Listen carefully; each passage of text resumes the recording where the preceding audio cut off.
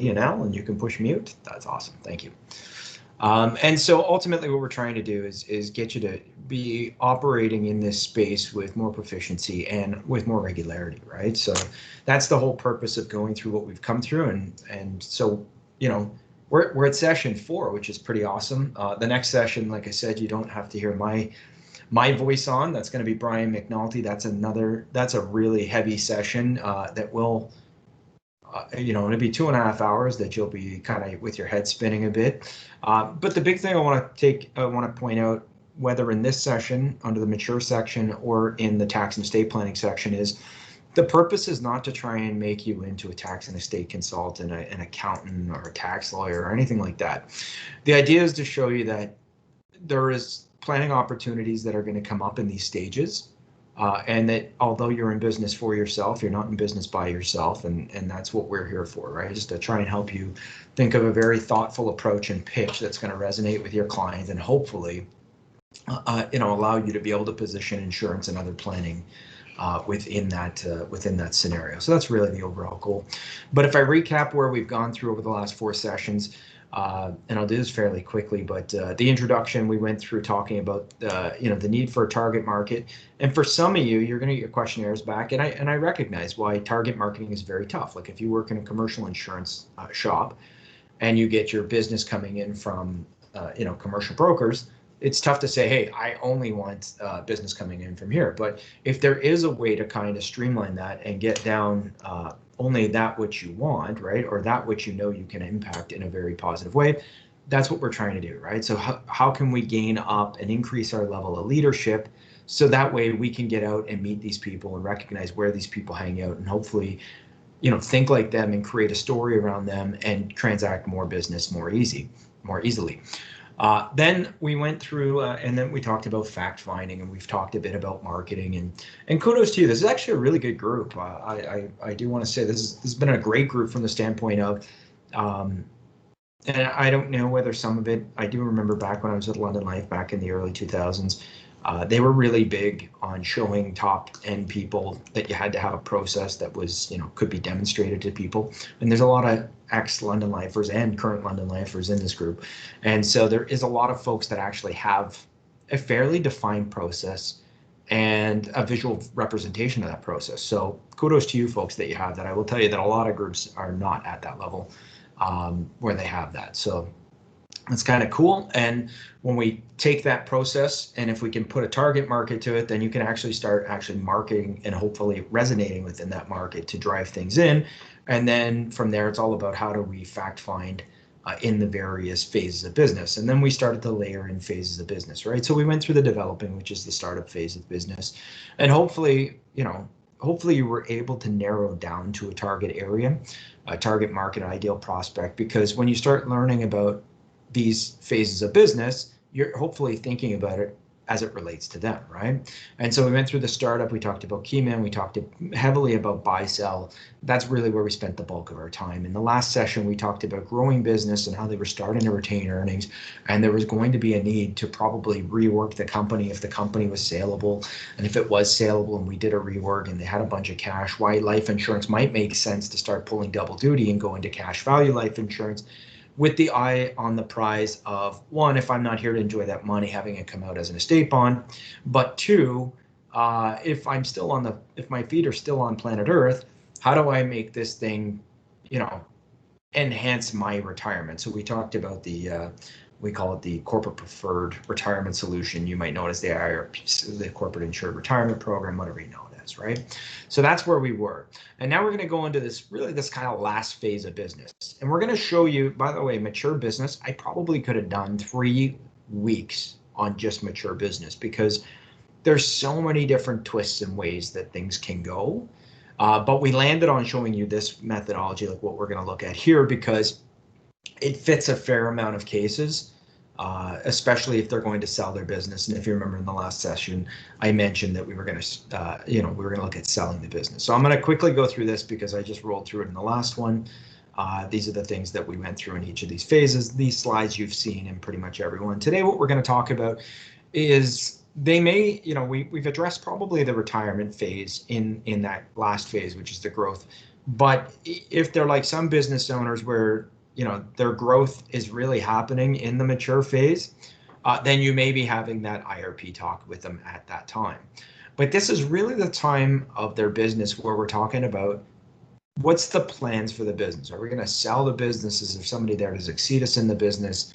Are we looking at exec benefits? Are we doing a succession where the kids are going to get the shares, but we're going to hang on to some of the key employees and maybe offer them some shares? You know, and this is also the time in their life where tax and estate planning comes into play, right? So depending on what they plan to do, so if they're going to sell the business, well, then we're going to experience that tax event now, right? And we're going to settle it with proceeds, with cash, right? But that still doesn't mean that there's not good tax planning to be done, which you're going to see in this particular session. However, if they're looking to transition those shares down to their next of kin, then we know we've got this growing terminal tax liability, right? And unless we've done a freeze and put the gross shares into the kids' names, you know, that's a growing issue that a lot of people aren't talking about. You know, it's a lot of things that obviously we all want to talk about, but it's not the thing that, you know, seems to be very well talked about out in the market space. So this becomes some of the key issues that we're going to consider in this phase. So key needs for mature business. So this is just kind of going through a bunch of the key needs, and it's looking at it from personal to business to tax, right? So these are going to be the three key things that we're looking at with these folks. And remember, as they're transitioning their business, this is a very big time for exploration in them, is to determining who they are, right? So, and what I'm saying by that is, if you're defined by running your business and you sell your business or you transition out, you need to have something to define yourself by tomorrow, right? And the other thing too is this becomes a very uneasy time for them because they're trying to figure out, okay, what do I need to wind up the business? What do I need for personal? And what's the tax ramifications going to be on all of this, right? Because I've been so busy growing it that I never thought about this stuff, or that we did some planning, but is it right? Did we do it right? And do we have enough? So from a personal perspective, when we hit this phase, they're going to be very in tune, acute, interested in talking about retirement planning. And that's because they're going to start going over, I don't want to say over the cliff, but over the top of the mountain, right?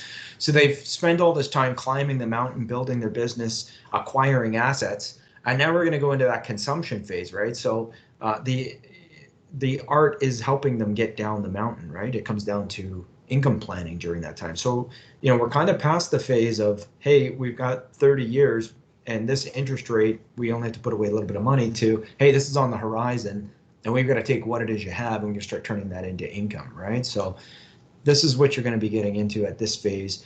Estate planning will become a big thing. So, you know, looking at what it is they have and how they want to pass that on to their heirs becomes a very big thing at this point. You know, anybody that's done retirement planning to what, you know, when you get into the income phase, estate planning is always one of the key issues that we're looking at. Final expense funding. So this could be a key issue. It's not something that I would say with wealthy clients and business owners that is going to be, you know, they're probably not wondering, should I have a $50,000 whole life policy to pay my final expenses and burial and that. Sorry, folks, I got a dog and she's not happy that anybody decided to knock on the door in this exact moment. But so, you know, that's usually not a big piece of the planning. Oh, hold on.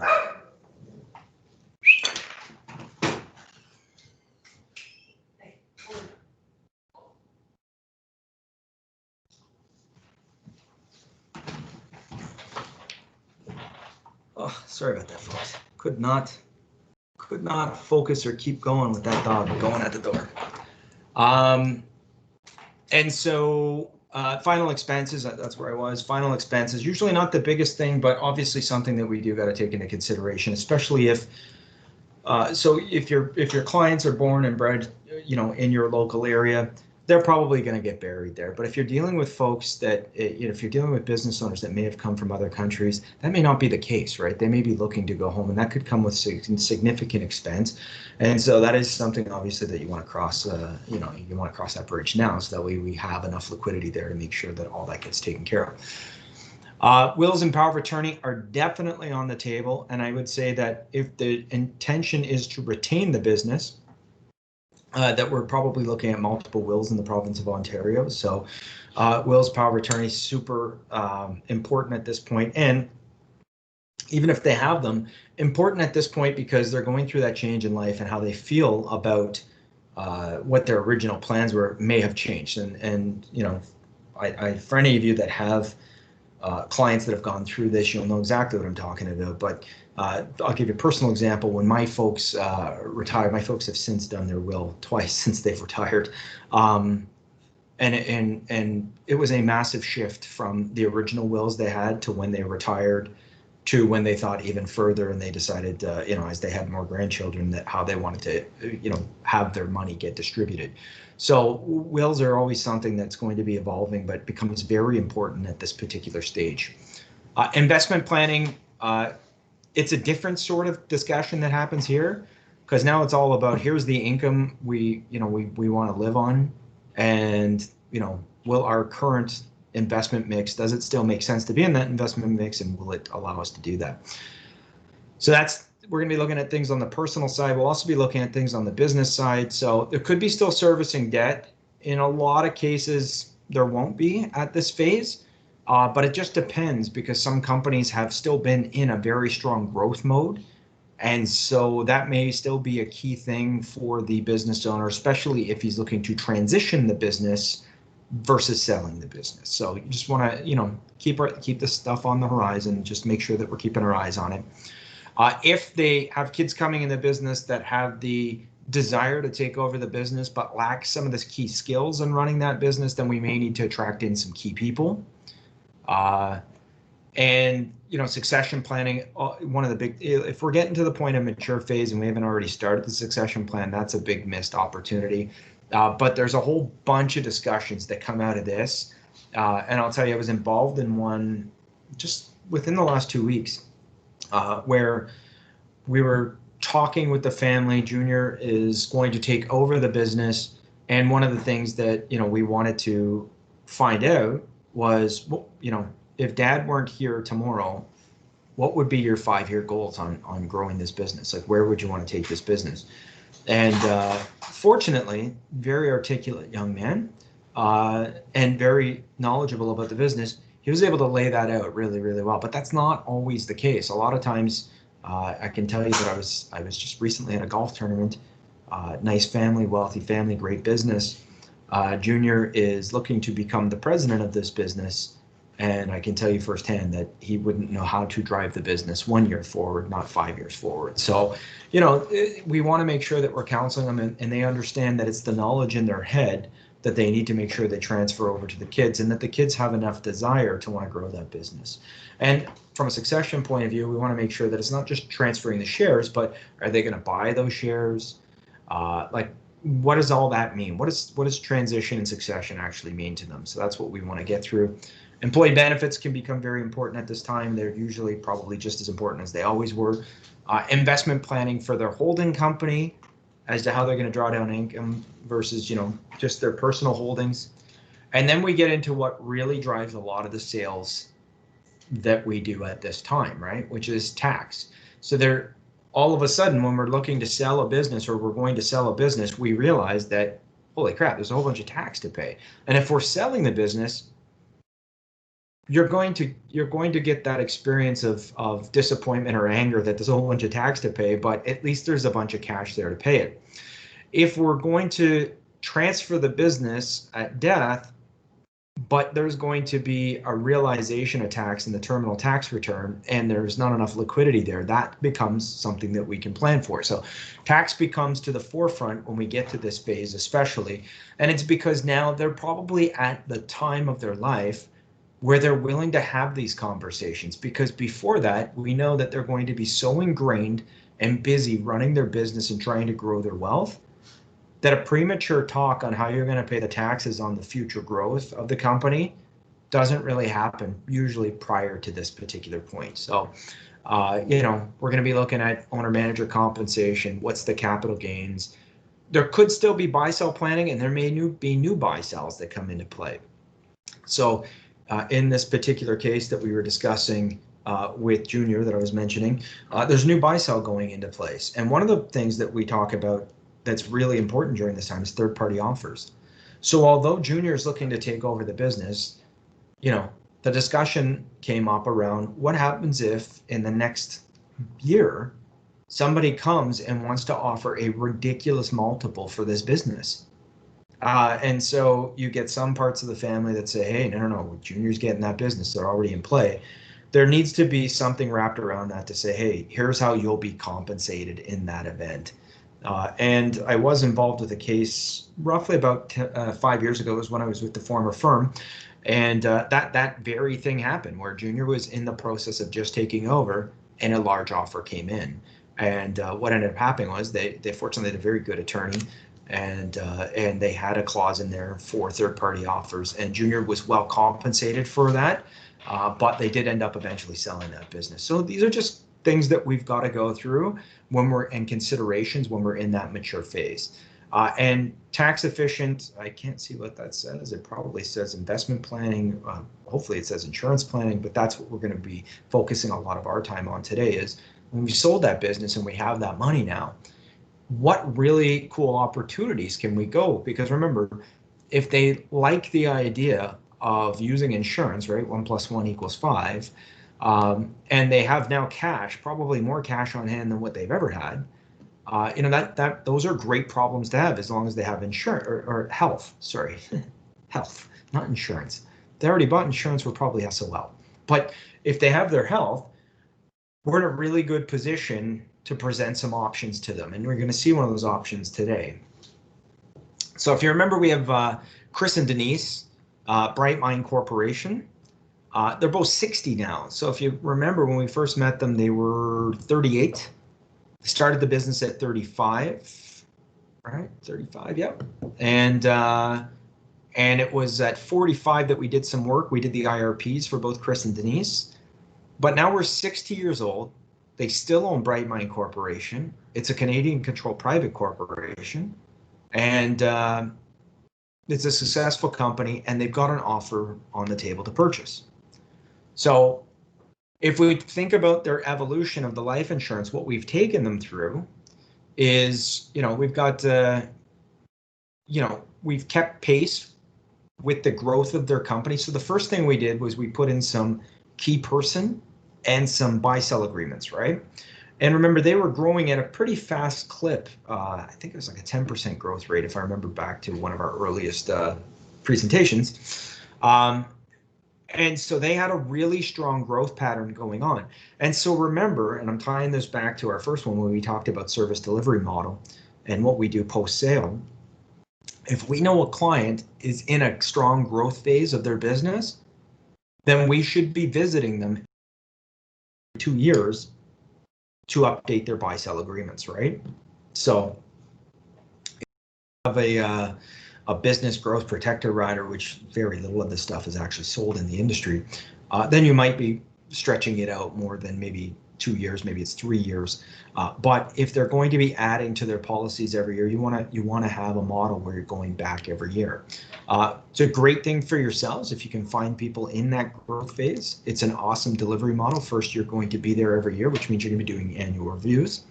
But two, that they become conditioned that they'll be adding to that insurance every year. And I don't think there's anybody on here that doesn't want recurring revenue, right? So really good option here. So we're keeping pace with the change.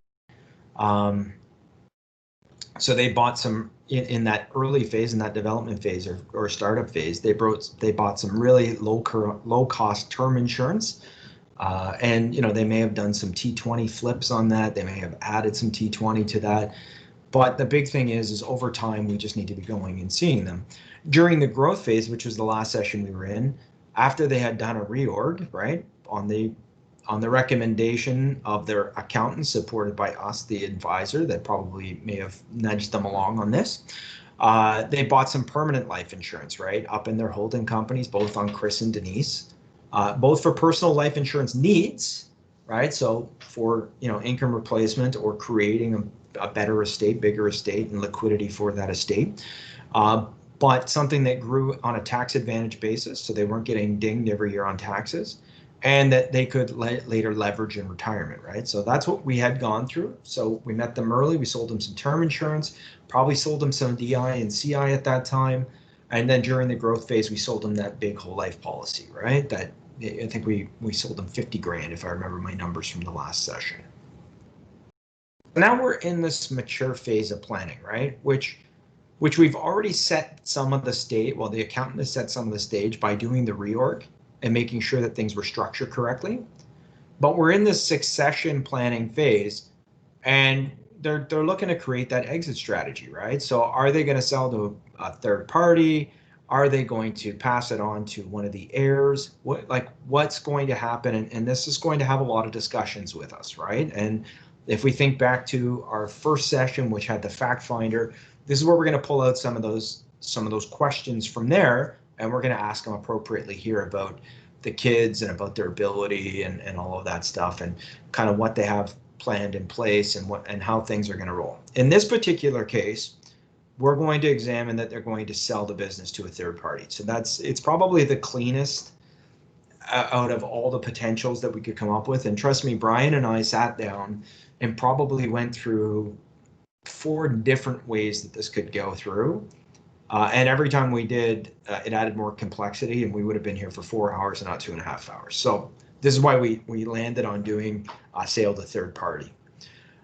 For what we're going to be looking at on the tax and estate side is how can we be the most efficient with that money and making wealth transfers in the future, because this is going to be a time where they're going to be flush with more cash than what they probably ever had. So it's going to require some finesse and some ideas, and we think we've got some good stuff here for you. So Chris and Denise are now 60, planning for their respective retirements that ride off into the sunset of business part of their life.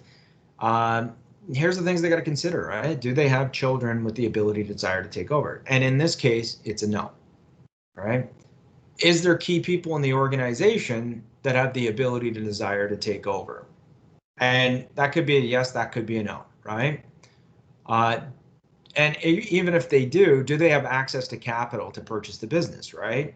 In this particular case, we're saying that they don't have this, right? So that's the reason why. What we're going to be looking at is there a third party that's interested in purchasing the business? And in this case, that's what we're going to examine. But if they answer yes to the kids taking over, is it one kid going to be buying out, maybe it's Denise's kid that's going to buy out Chris, right? And Denise, is it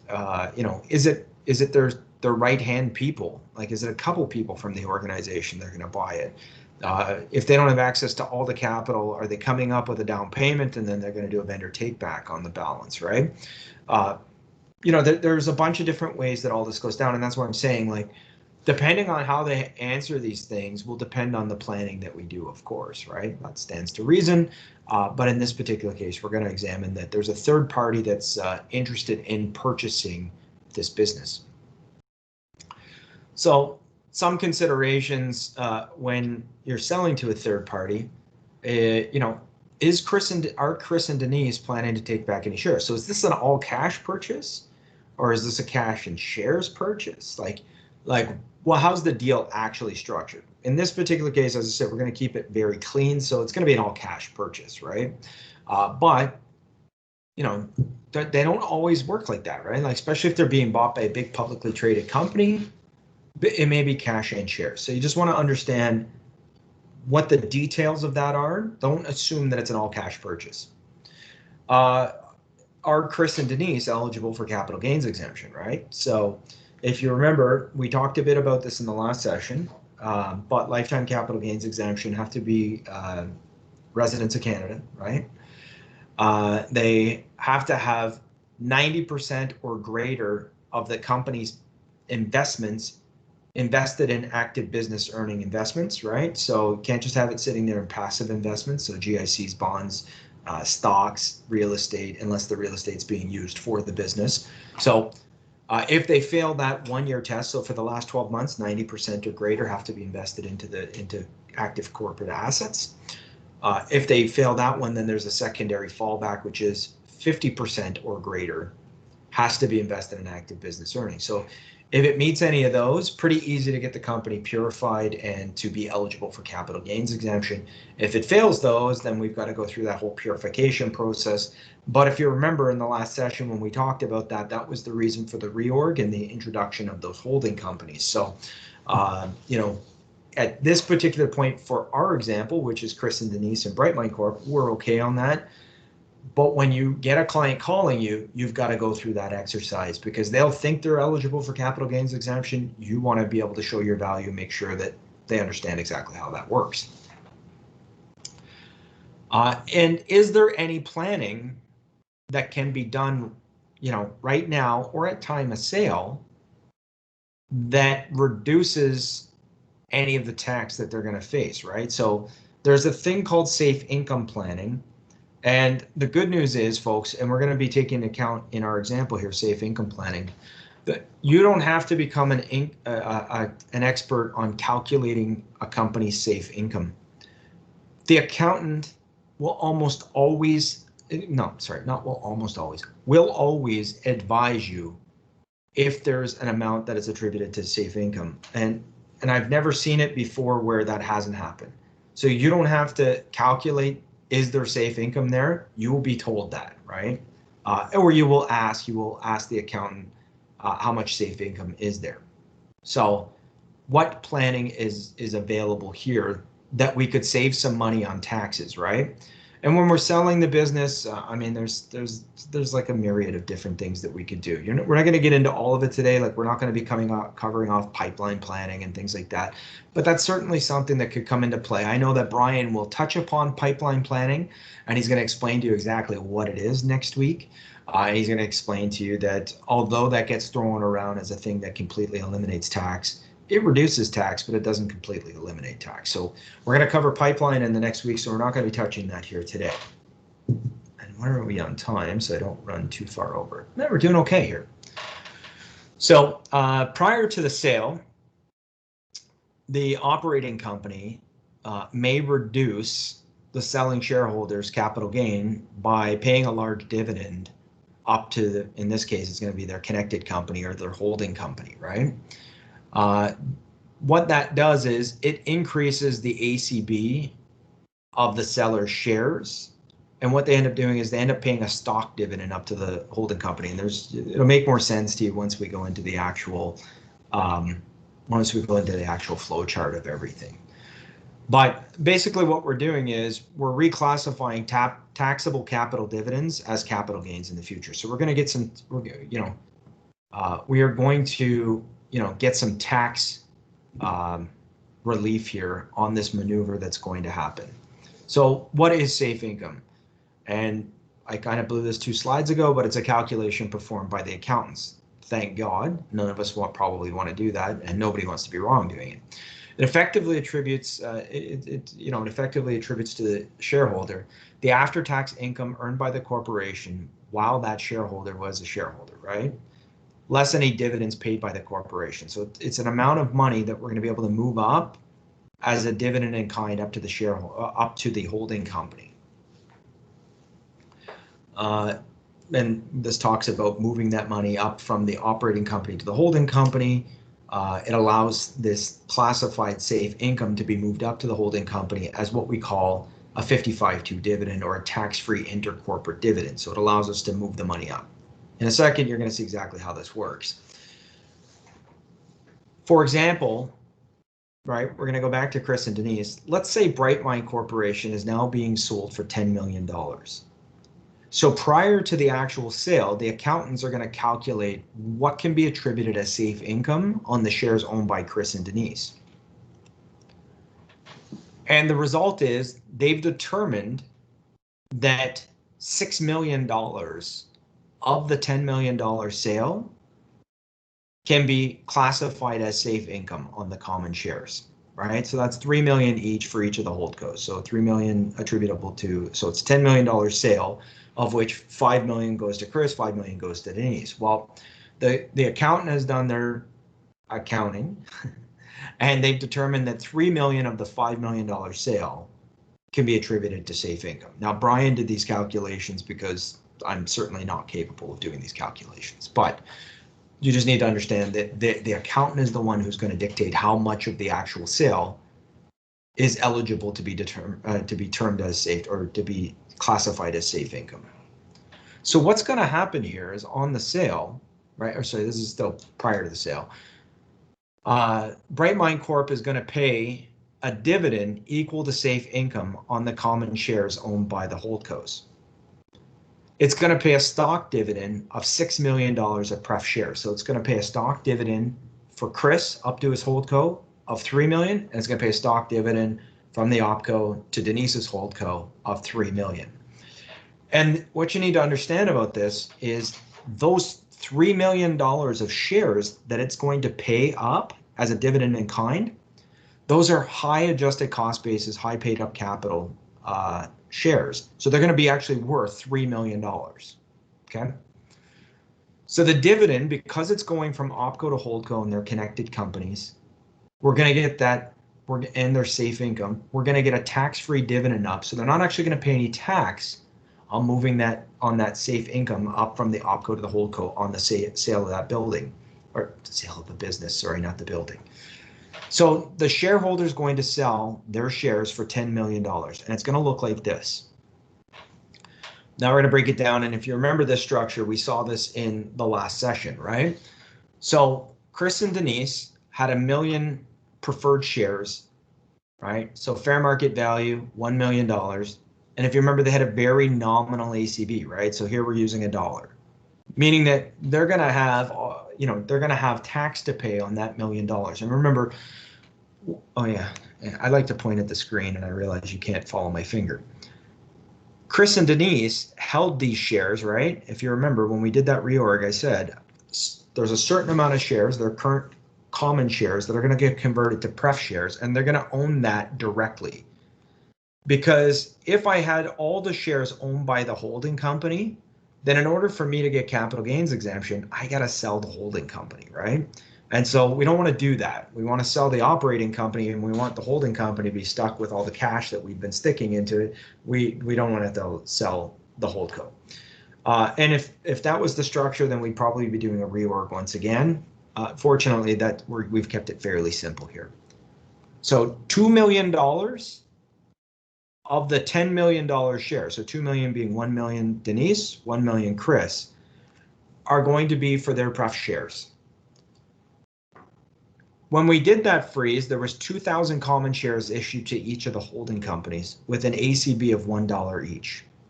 When we issued that, it was for the main purpose of purifying the company and moving up cash, which you'll notice that in Chris's holding company, where the heck is my pointer? There it is. There's $2.2 million of cash, other investments, and life insurance.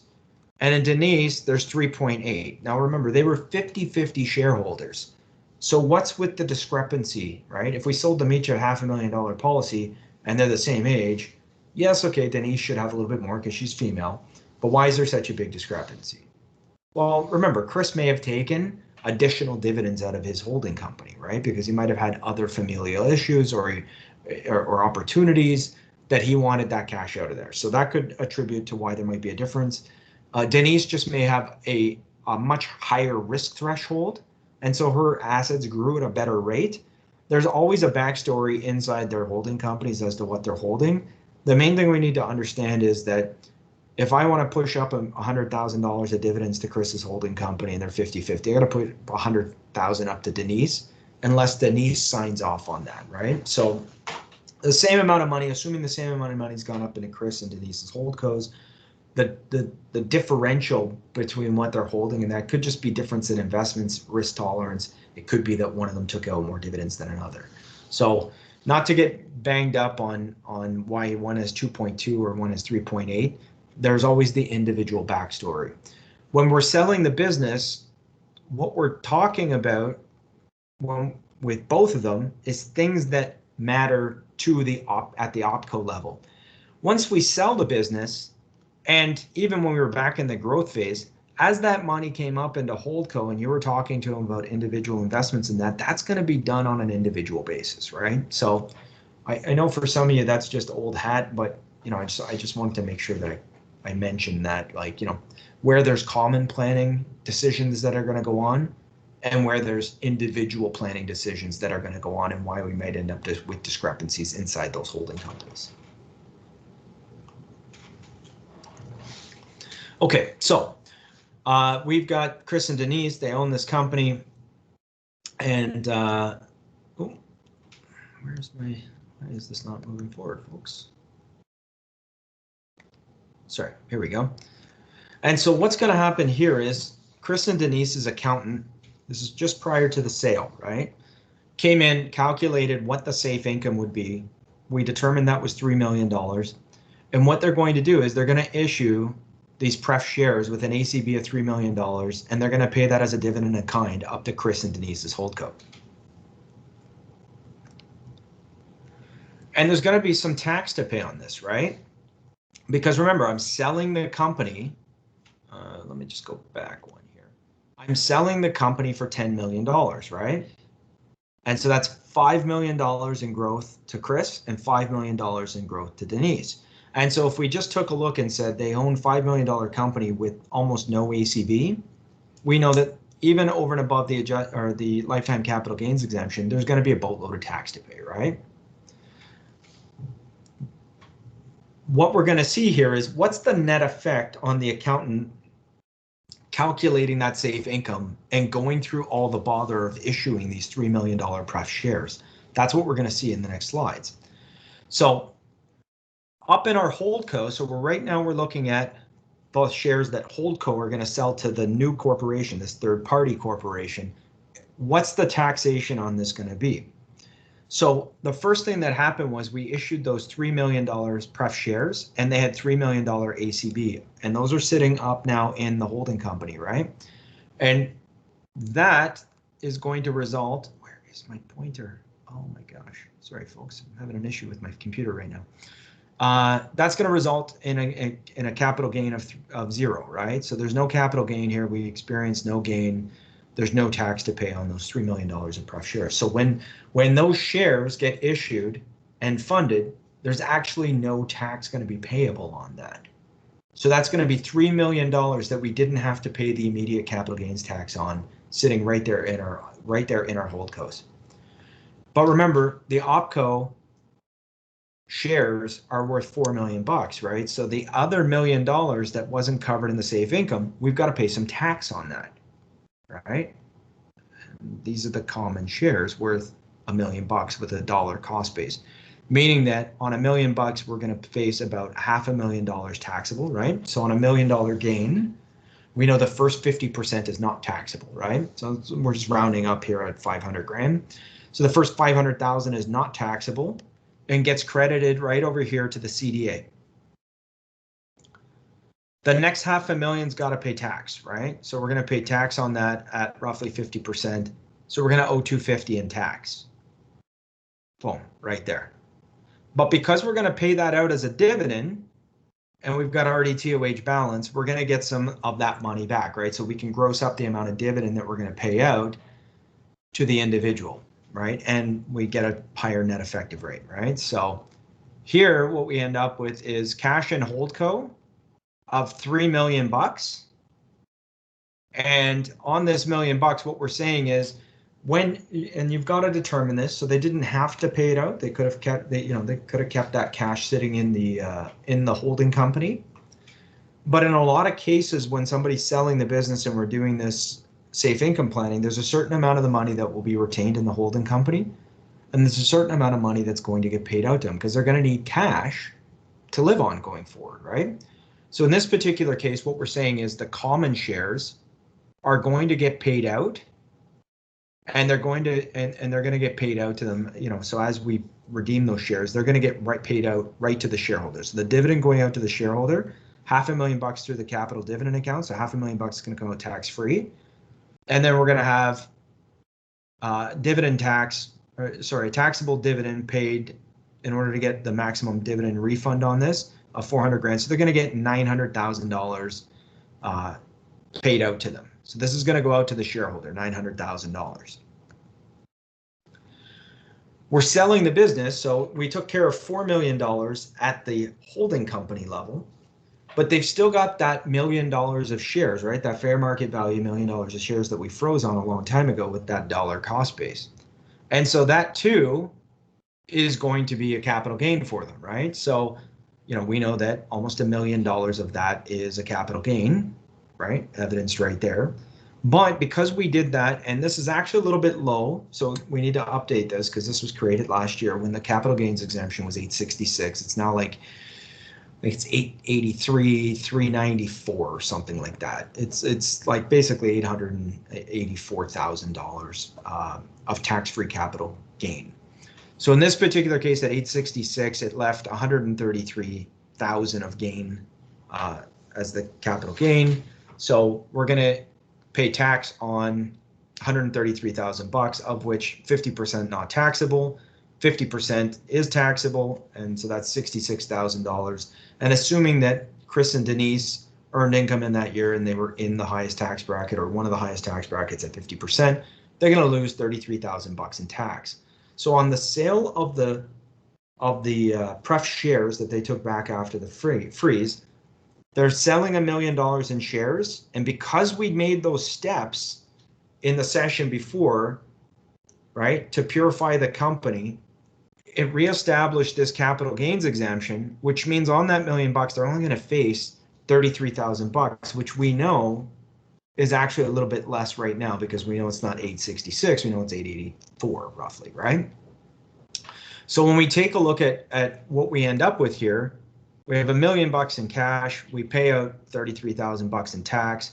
Plus we got the $500,000 plus the 400,000 from the holdco.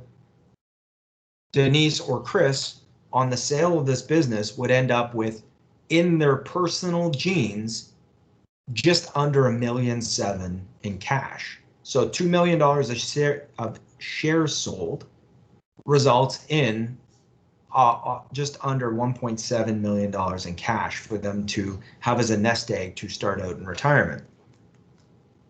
And so if we take a look at what transacted here, our third-party company up top bought the $2 million of common shares from the holding companies, right? And ended up with $8 million in pref shares. The $2 million they bought directly from Chris and Denise, plus the $6 million of those safe income shares that got issued, right? And so for Chris and Denise, they still have ownerships in their individual holding companies, but you'll notice they no longer have any ownership inside OpCo because they've sold that and they netted out in their pockets 1.7. And inside their holding companies value have increased with cash now because those high income shares were sold to third party. They end up with cash of $3 million bucks. So what's going to end up happening here is Denise, this number is now going to bump to $6.8 million. And for Chris, this number is going to bump to $5.2 million. So just to kind of, unpack that, rewind that a little bit, the accountant did the calculation to determine how much of the sale would be eligible for safe income. It was $6 million in this case. They issued $3 million in pref shares to each of the holding companies, and they had high ACB. When the sale went through, those shares were bought by third party co, right? So they were bought by them, those $3 million. They were worth $3 million. They handed $3 million in cash over. They had an ACB of $3 million. Thus, there was no tax at that level. So right now, we've deferred a layer of tax that should have happened had we have just sold the shares without doing the safe income planning at OpCo. So we have $3 million bucks sitting there in the holding companies, and Denise and Chris each have just shy of $1.7 million sitting in their pockets, proceeds paid out, and that's the after-tax proceeds that got paid out. So that's what we've gotten to so far on just selling the business. So what's left in the holdcos, as I mentioned, It's the balance that was there before. So for Denise, that was 3.8 plus 3 million in cash. And for Chris, it was his balance of 2.2 plus now the 3 million in cash. And so now we've got a really cool scenario that we've deferred out a layer of tax, right, by doing the safe income planning. And we're flushed with two people that are 60 years old with a ton of cash, right? So that's usually a very good situation for folks like us. So we're going to talk about some estate planning ideas in 1 second, 5 minutes. So it's 2:48. I'm going to click out of the presentation and just see if there's any questions, and we'll come back to those maybe. Is the safe income has to be in cash to be able to pay the share?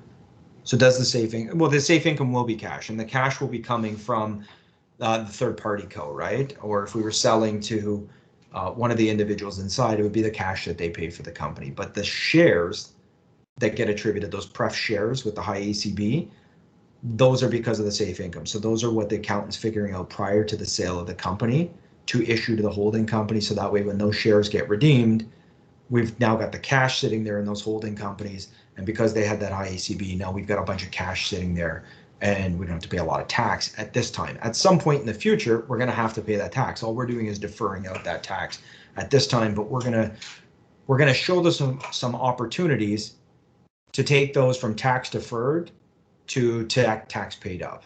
And that's one of the things that we, that we're able to do. So cool. So it is 2:50. Let's come back at 2:55. Get a stretch, drink your coffee, get a coffee, and we'll go from there. Thanks, Ben. Just a reminder, if you haven't already signed in, to sign in, and then closer to shortly after quorum as well.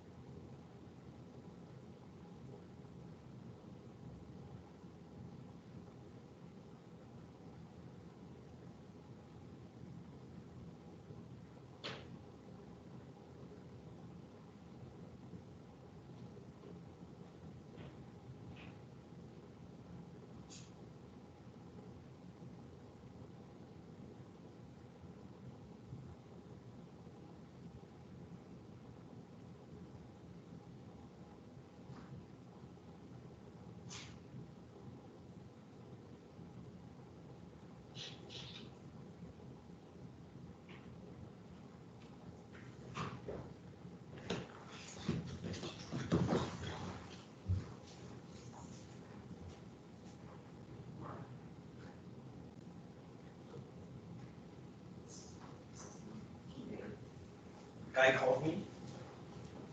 Tech. He's like, why did they order an entire tank if you only need the joystick? Well, that's what I said. They said they had to order the whole thing. And he goes like,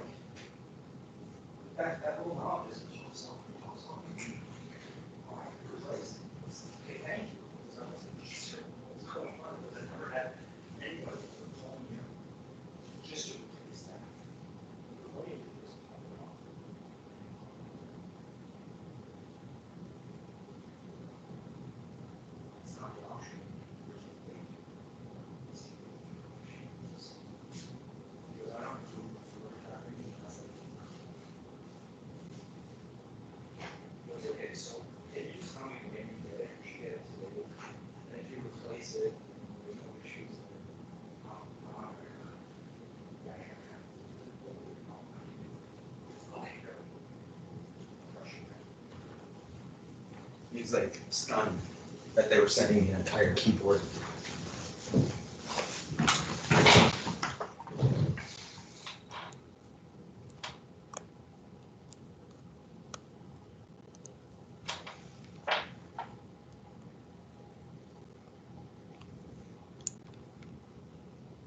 Oh. Like magic.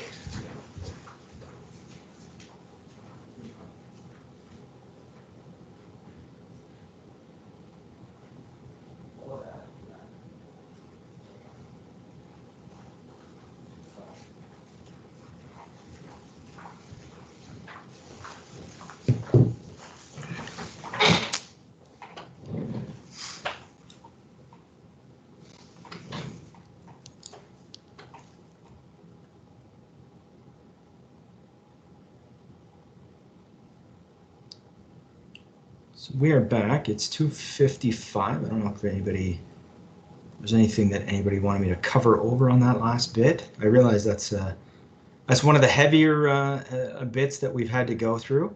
But as I said, like don't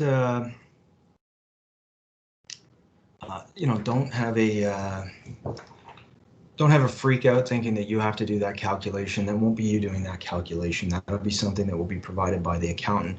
And that's why it's so important for us to develop that relationship with the accountant early on, because there are going to be times, not just in the buy-sell agreement, but throughout the entire life cycle of you working with this client, that you're going to be working with them in needing information. And they're going to need things from you on an annual basis. So I can't remember if we brought this up or not, but one of the things to have diarized in your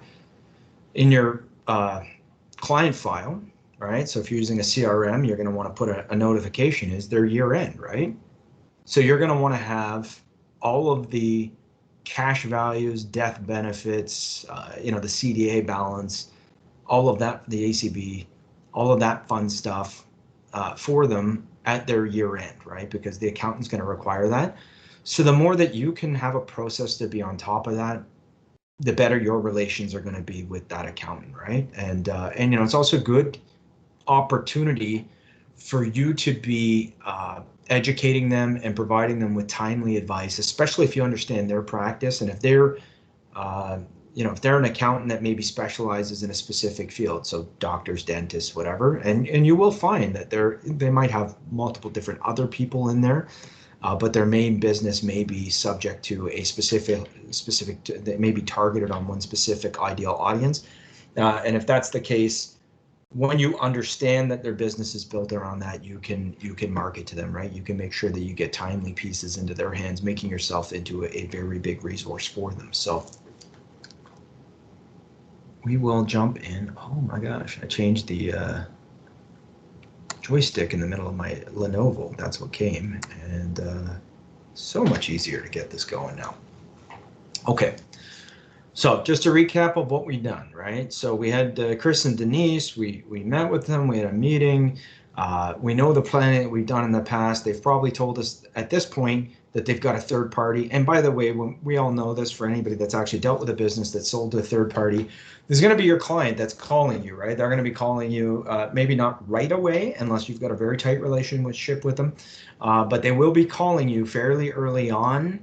Once they've made the decision that they've got a third party on the offer on the table and that they are considering and selling, they'll want to make sure that everything is organized as possible. So this starts to be able to allow you to get in and ask questions like, hey, has your accountant done any safe income planning? What's the intentions with the cash flow of money? Like, you're just finding out everything that's going on. And so that gives us the opportunity to get in there and do some planning for them, right? And this is probably, I said this in the last session, I'm going to say it again now, but the corporate estate transfer, which you may know as corporate estate maximizer or corporate estate bond or whatever term you like, right?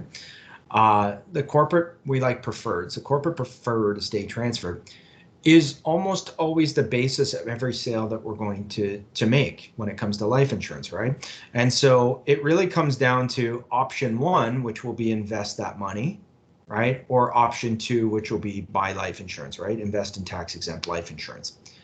And so what we're going to do is obviously we're going to weigh this out. There's a new concept that we have that I think works absolutely beautiful in this particular phase, which is we call it the portfolio enhancement strategy. And what it does is it takes a look at the portfolio that exists today and shows what it would look like if all we did was put a pivot into the portfolio and added some permanent life insurance in there. And it's a really cool thing to do. It's very much like corporate estate transfer, but it's really looking at it.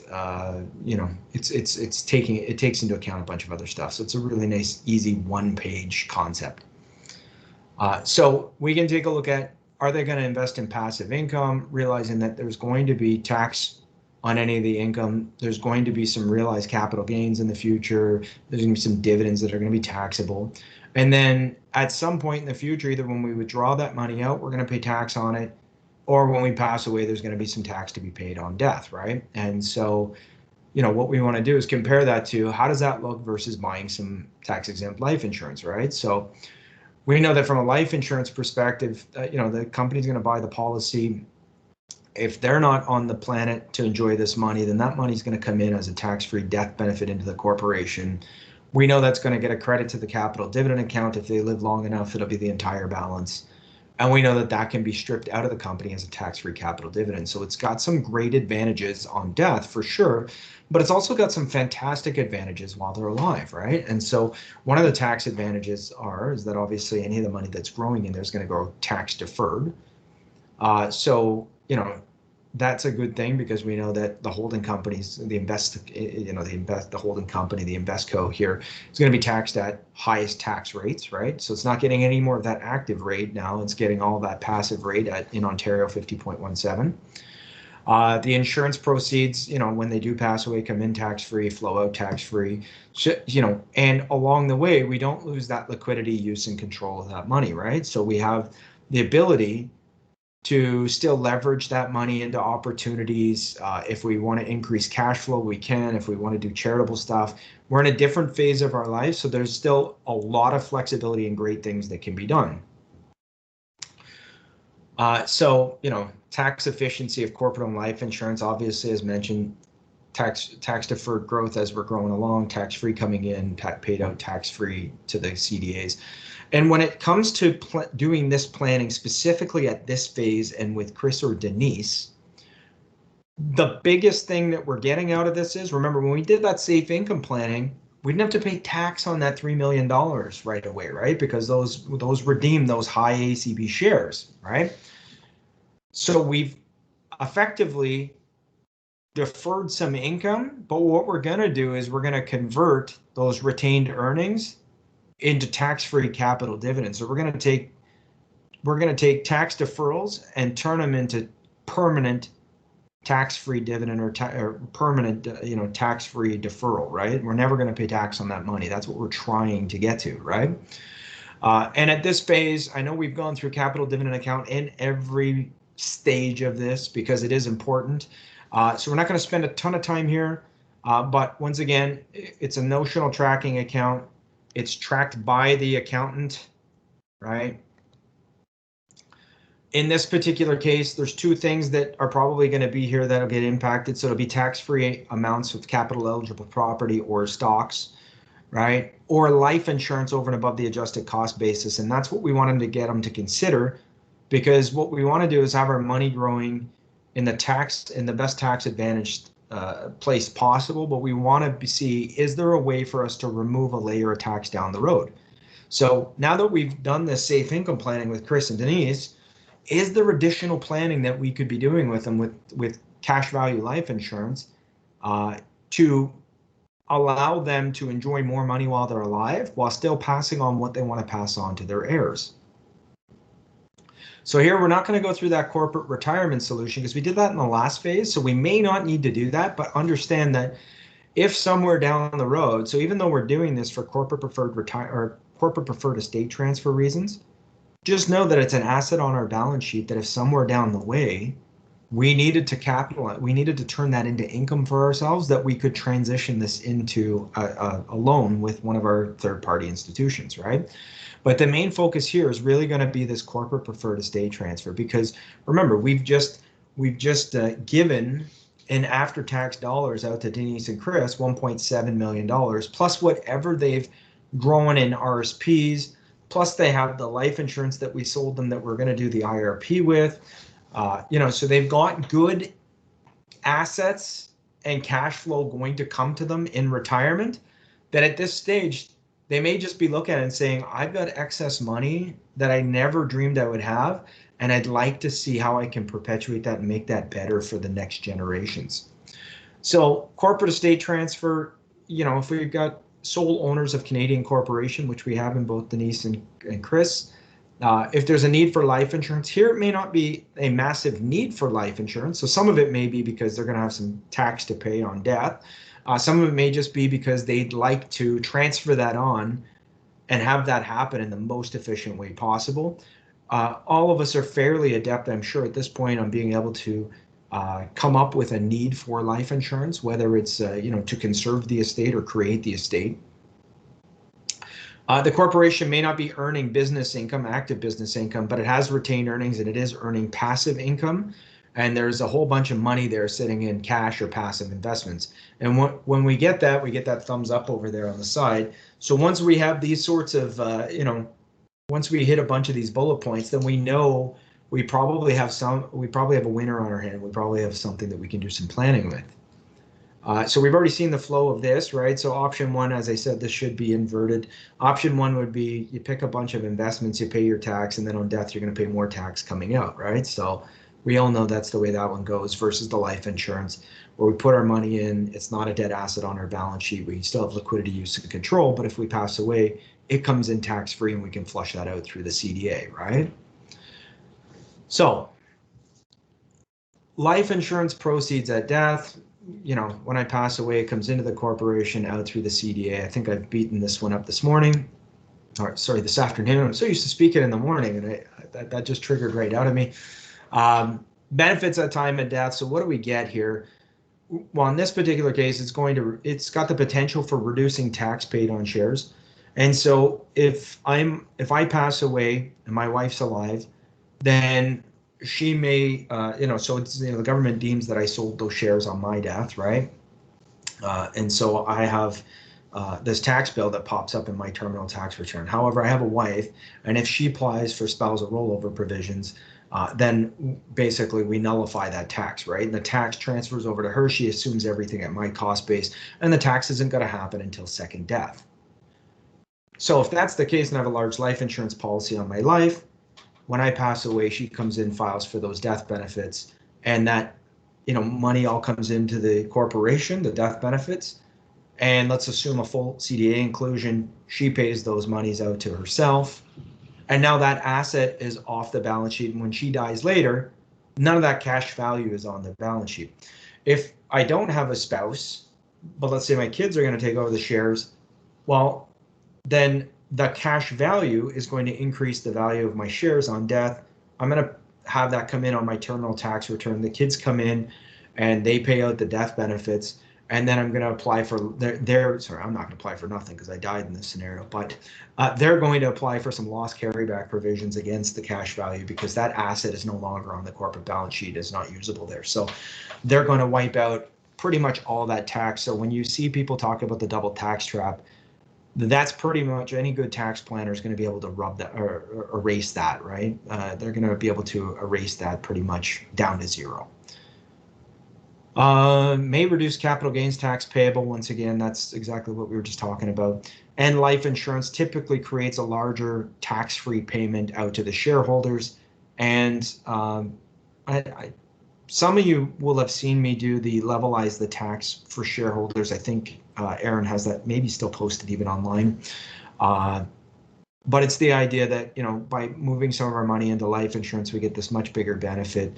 You know, it's definitely more tax efficient than just growing it in investments. So one of the upcoming study group sessions, if you guys if some of you folks are so inclined to want to move this into the study group, I would be willing to come on and do that talk for you, because that to me is, I do that talk all the time with business owners. I think it's a great talk and just shows them that they may be losing money in tax. So let's take a look at Denise and Chris. So although we sold the company for both of them, we're just going to go micro. If you remember in the last one, we were talking about the concept of IRP, or insured retirement programming. We focused down on Chris. So I'm just going to do the flip flop and say, hey, although we might do the same sort of planning with both Chris and Denise, we're going to focus down on Denise in this particular scenario. And so we would obviously want to have a discussion with Denise, and this is where our fact finding comes in, around planning, the need for cash flow in retirement, dreams and desires. They might want to travel the world twice over.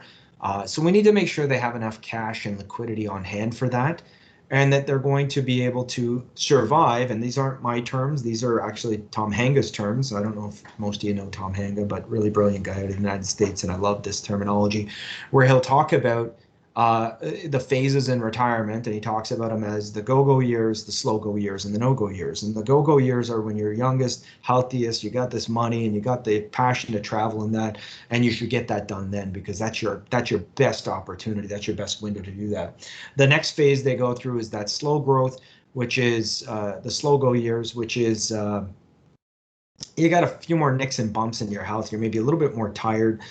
You still want to travel, but maybe it's only to Florida. Maybe you're not backpacking through Europe at that time. And so it's a little bit more slow go.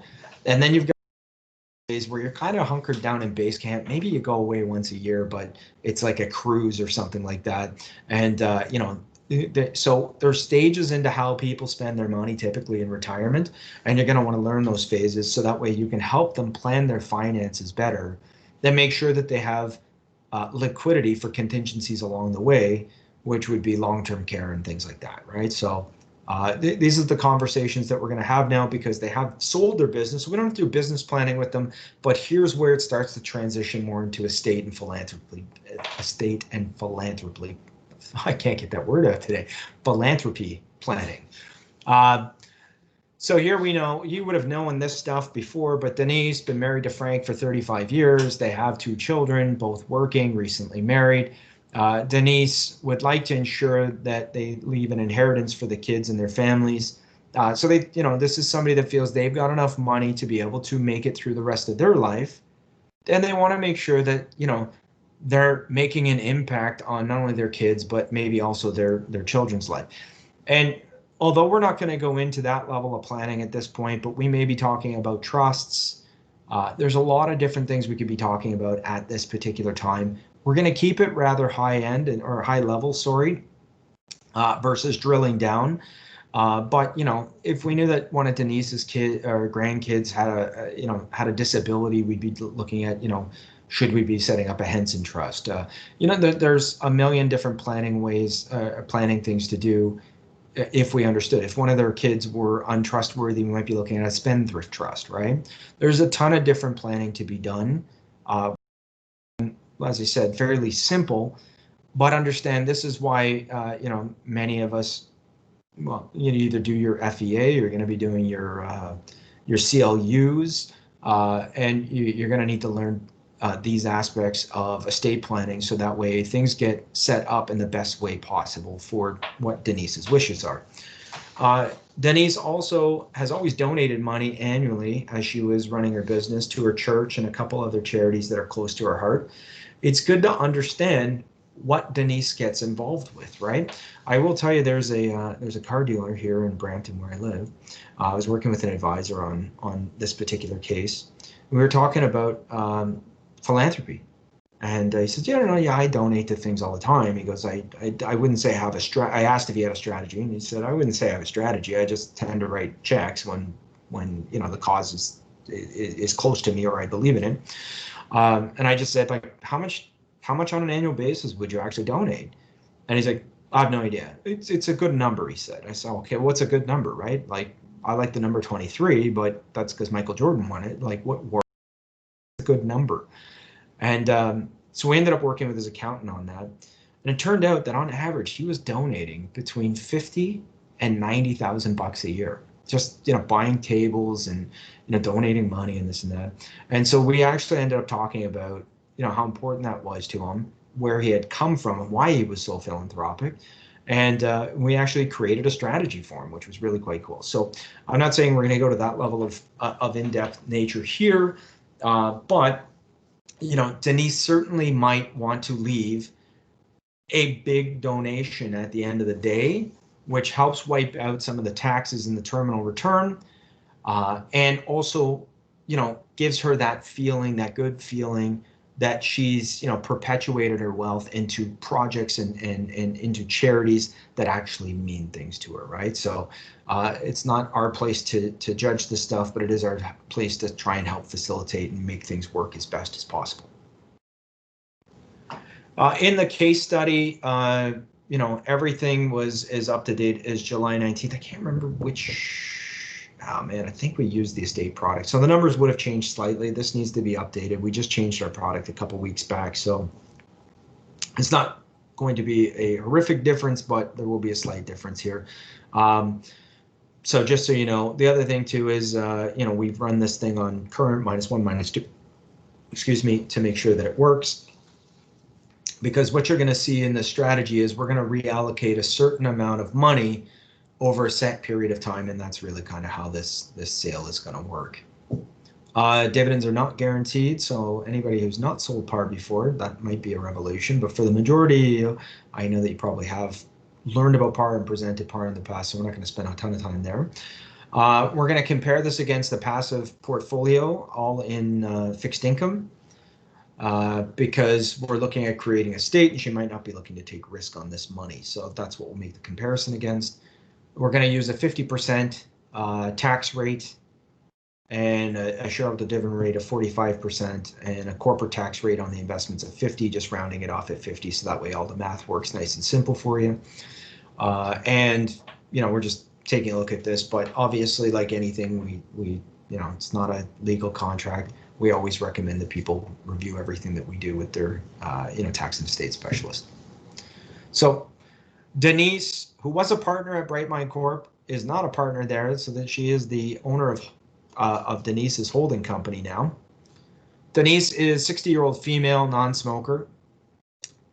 And what she's decided is, out of the $3 million in safe income that, you know, so out of the 3 million, she wants to allocate 2 million of the 3 million over the next 10 years to go towards this strategy that we want to talk about. So we're going to take 2 million, we're going to move it out of the way. And how did we get a 2 million? That probably is because based on the oh my gosh, I want to say it was 3.8 million that was there.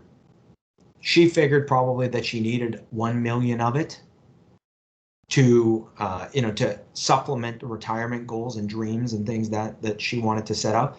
And so what we're looking at is if we move $2 million into this idea to see, would we be better off than just leaving it sitting there in fixed income? That's what we're going to be comparing, right? The real goal here is Denise is looking at it and saying, hey, I want my estate not to have any problems. Like, I want there to be enough money there to pay taxes. And we may, although we're not going to dig down in here, we may have actually designed this so that way some of it actually went to her charitable causes to help wipe out those taxes, because we know that charitable donations in the terminal year, right? So some of this may go through the will and say, hey, we're going to pay out the death benefit, and of it, X amount will go to charity, and that's going to create a charitable tax credit that would go back to the estate and wipe out taxes, right? And it's more favorable in the terminal tax return than what it is in any other year. So that's what we'd be looking to do, is figuring out how do we skin the cat? How do we hit all the checkpoints for Denise as we move forward? And so what we've got here is we've got, Denise moving $200,000 a year into either passive income at 4%, which, hey, if we could sell passive income at 4% right now, we'd all be pretty darn busy, versus 200 grand going into the insurance opportunity, right? So what we want to do is compare what happens at death. And what you'll see is at death, the passive income portfolio, you've put in how much, folks? Anybody? 2 million bucks, right? We're looking at it at age 85. So if we put this in over 10 years, so from 60 to 70, we put in 2 million bucks. It sat there and grew from 70 to 85. So another 15 years went by. And once we pay that out and we pay that level of tax we have to pay called dividend tax coming out to the heirs, you'll see that the 2 million bucks that you shoved into this isn't even worth 2 million bucks for the heirs. So, not that exciting, but if I want to make sure that money's there, and if I could find passive income at 4%, it's not the worst option that I've ever seen, right? When we take a look at the life insurance, so right off the bat, when we buy a $200,000 policy, we're going to get a kick up in death benefit, right? So now we have the cash that's still sitting in our books, plus the death benefit enhancing that. But if we just look at that asset in isolation, and this is on current, we obviously know it'll be less if it's on current -1 or current -2, right? But still better in both of those scenarios probably than the $1.9 million. And so if we take a look at it, just if all she did was move this money over into the life insurance versus into that 4% fixed income, it's 135% more going to the heirs. And so once again, if I didn't care that my heirs got more than, let's say, the 2 million bucks I stuck into it. So if I said to you, hey, Aaron, I'm okay if my kids got the 2 million bucks. What could we do with that other $2.6 million of benefit that's going to get created? Or, if it's a -1 scenario, that, $1 million that gets created. Well, that's where philanthropy comes in, right? So we can now start to move that money out into these philanthropic causes. And the nice thing is that also generates back to the terminal return for us to wipe out that tax bill. And so that means a lot more to kids investing or inheriting $2 million, because now they don't have to pay any tax bill with that, right? So, a lot of different ways to skin this cat. And the only way we get there is if we have these conversations with the clients as to what they value. From an IRR perspective, if you take a look at the life insurance, that's 4.2, inside, that's got a 4.2% IRR, inside the corp, which represents a 10%, almost 11% rate of return in personal hands, 8.8 in dividends, 6.2 in deferred capital gains, and 6.9 in realized capital gains. So, a very efficient tool. And what we haven't touched on in this, because remember, we're saying there was another 4.8 million in investments in cash sitting in that holding company that they were probably going to consume over their lifetime. But if they needed access to that cash, we could have leveraged on this money, right? It's not a dead asset sitting in their balance sheet. And remember, if the markets get hurt in any real way, so if we had a massive market swing to the negative, we could always monetize this contract and start taking out, loan advances from it. And so, kind of a cool opportunity on using the life insurance. And, what I would say is having 1 + 1 equal 3, 4, or 5, right? So what did this planning accomplish for Denise? Well, the safe income planning created a tax deferral of $3 million, right? We didn't do that. That was calculations done by the accountant and the issuance of those shares, right? When they sold the company, they sold those $3 million in shares to the new co that bought them, right? The purchasing company. And they ended up with $3 million in cash sitting there in their holding companies, $3 million additional cash. Then what we did was we reallocated $2 million of that $3 million to go into the life insurance over that 10-year period.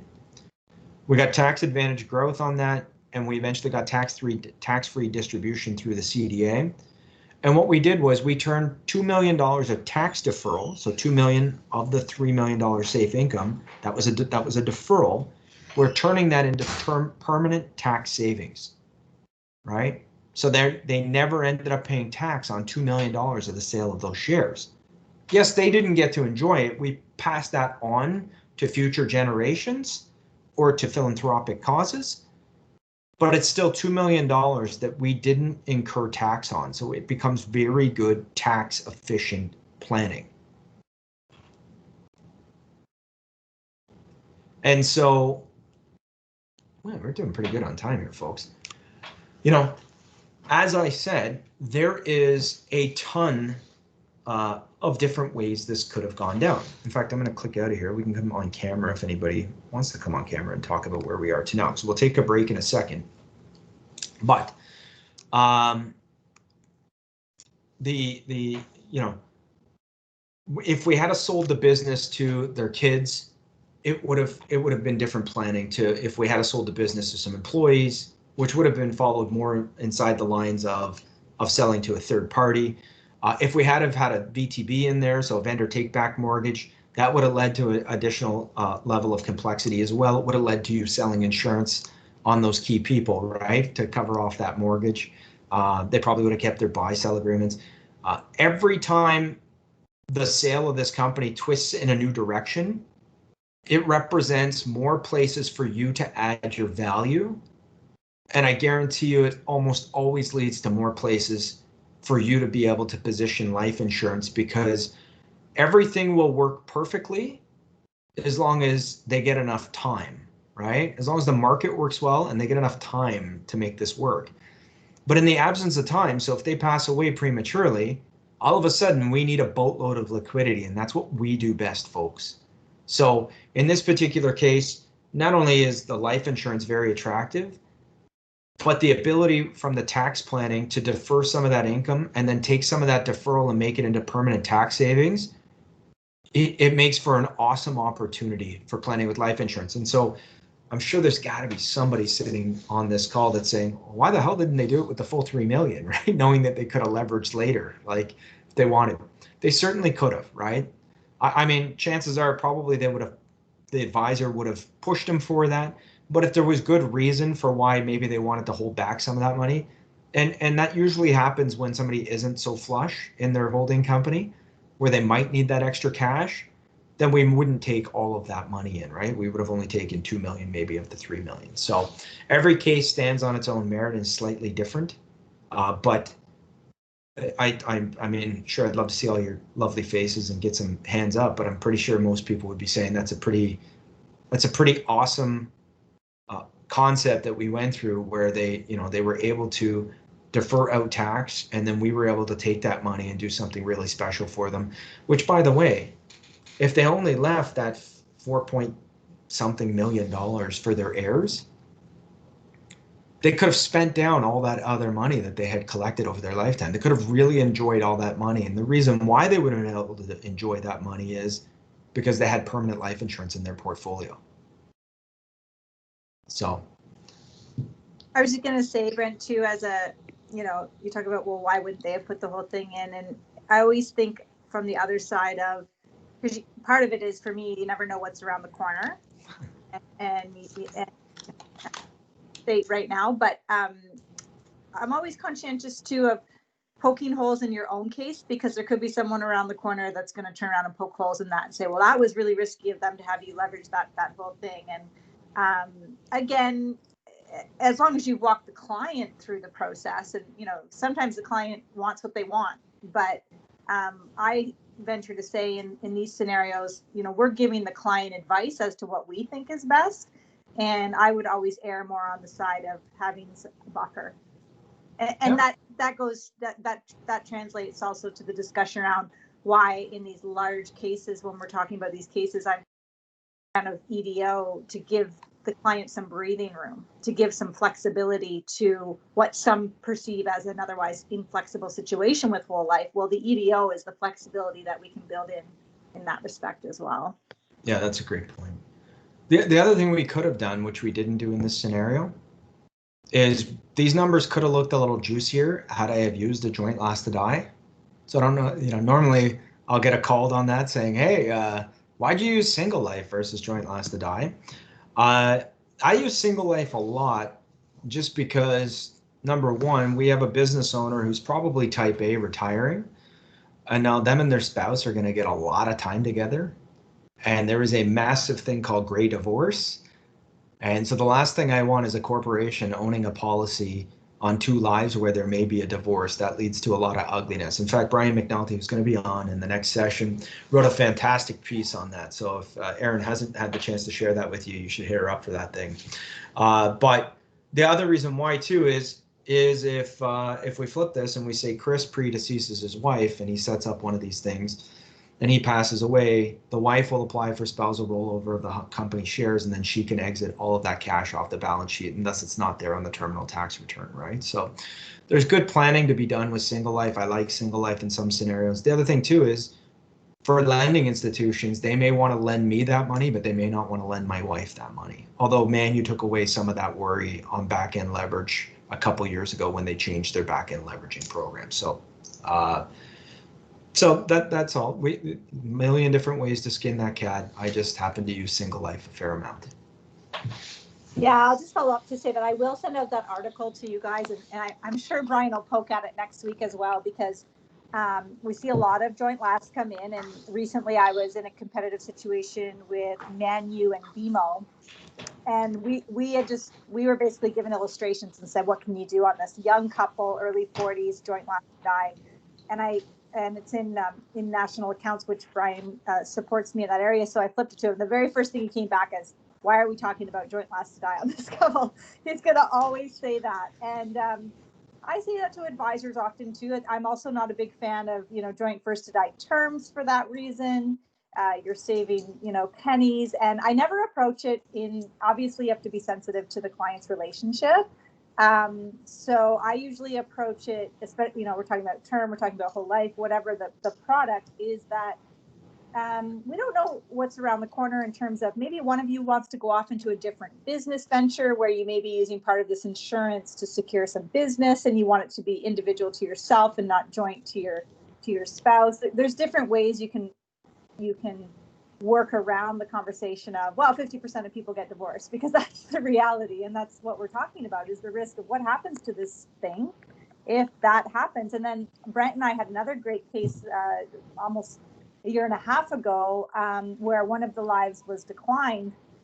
And what came out of the process is, in the end of it, it was actually best for this particular client to have a single life anyway, because the spouse wouldn't have been able to sustain the premiums, because the female was the breadwinner, the male was the uninsurable. And so sometimes we get, we like the IRR, we like the way it looks on paper, but when we really get into the nitty gritty of the bigger picture, is this really what is best, when the way we think it's going to? And that could be for a variety of reasons, not necessarily divorce, but it could be other things.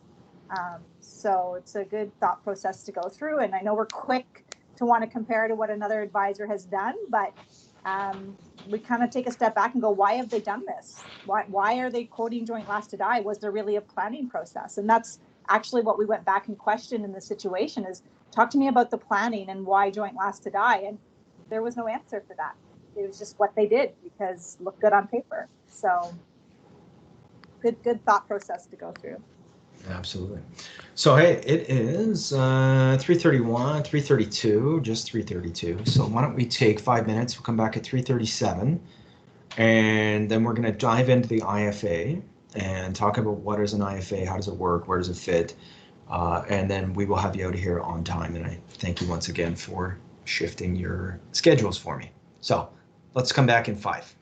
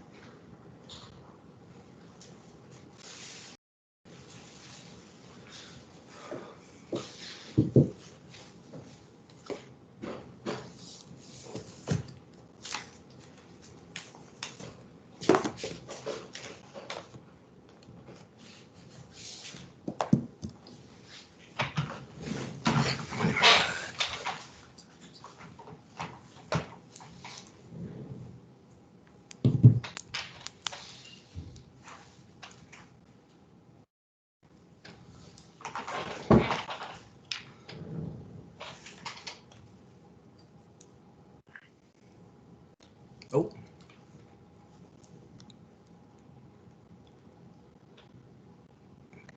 We got some question going on here. Hold on. Oh my gosh, what did I just do? I'm just giving my 2 cents. So I said I'd let you chime in on that too, but this is kind of based on what I see often as well. So. No worries. I'm just, I don't know what the heck I did there.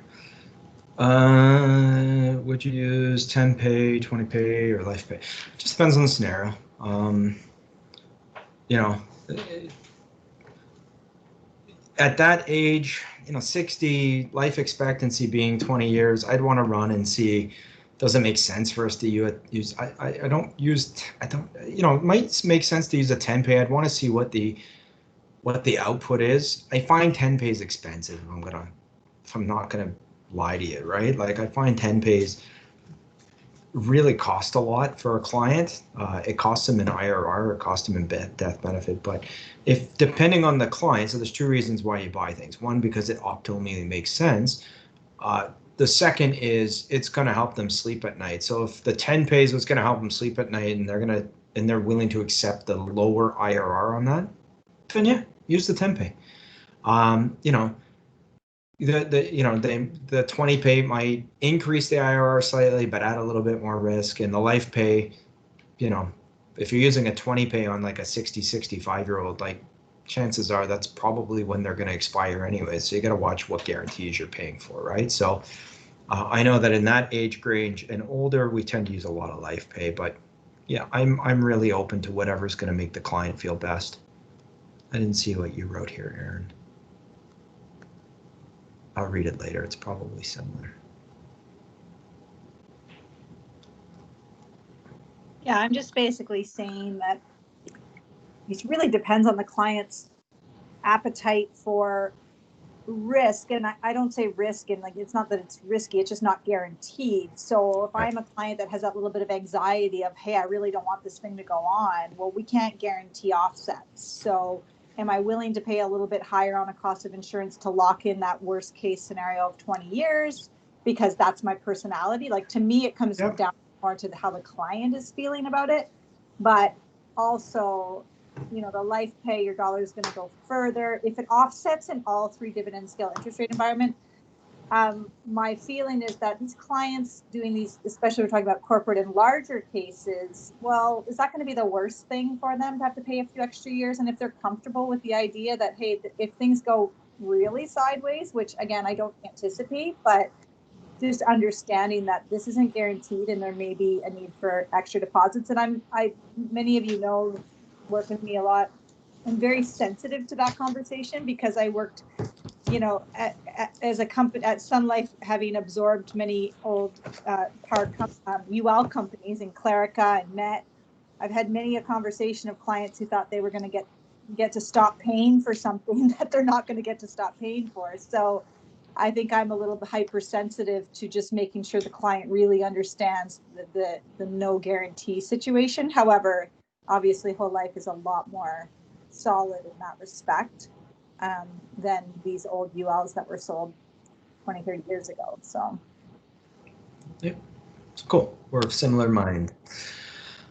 So what I would say is, do always look at using ADO instead of Corp as much as possible. No, I mean, ADO is all about flexibility, right? I've never seen a contract that had too much in the dividend column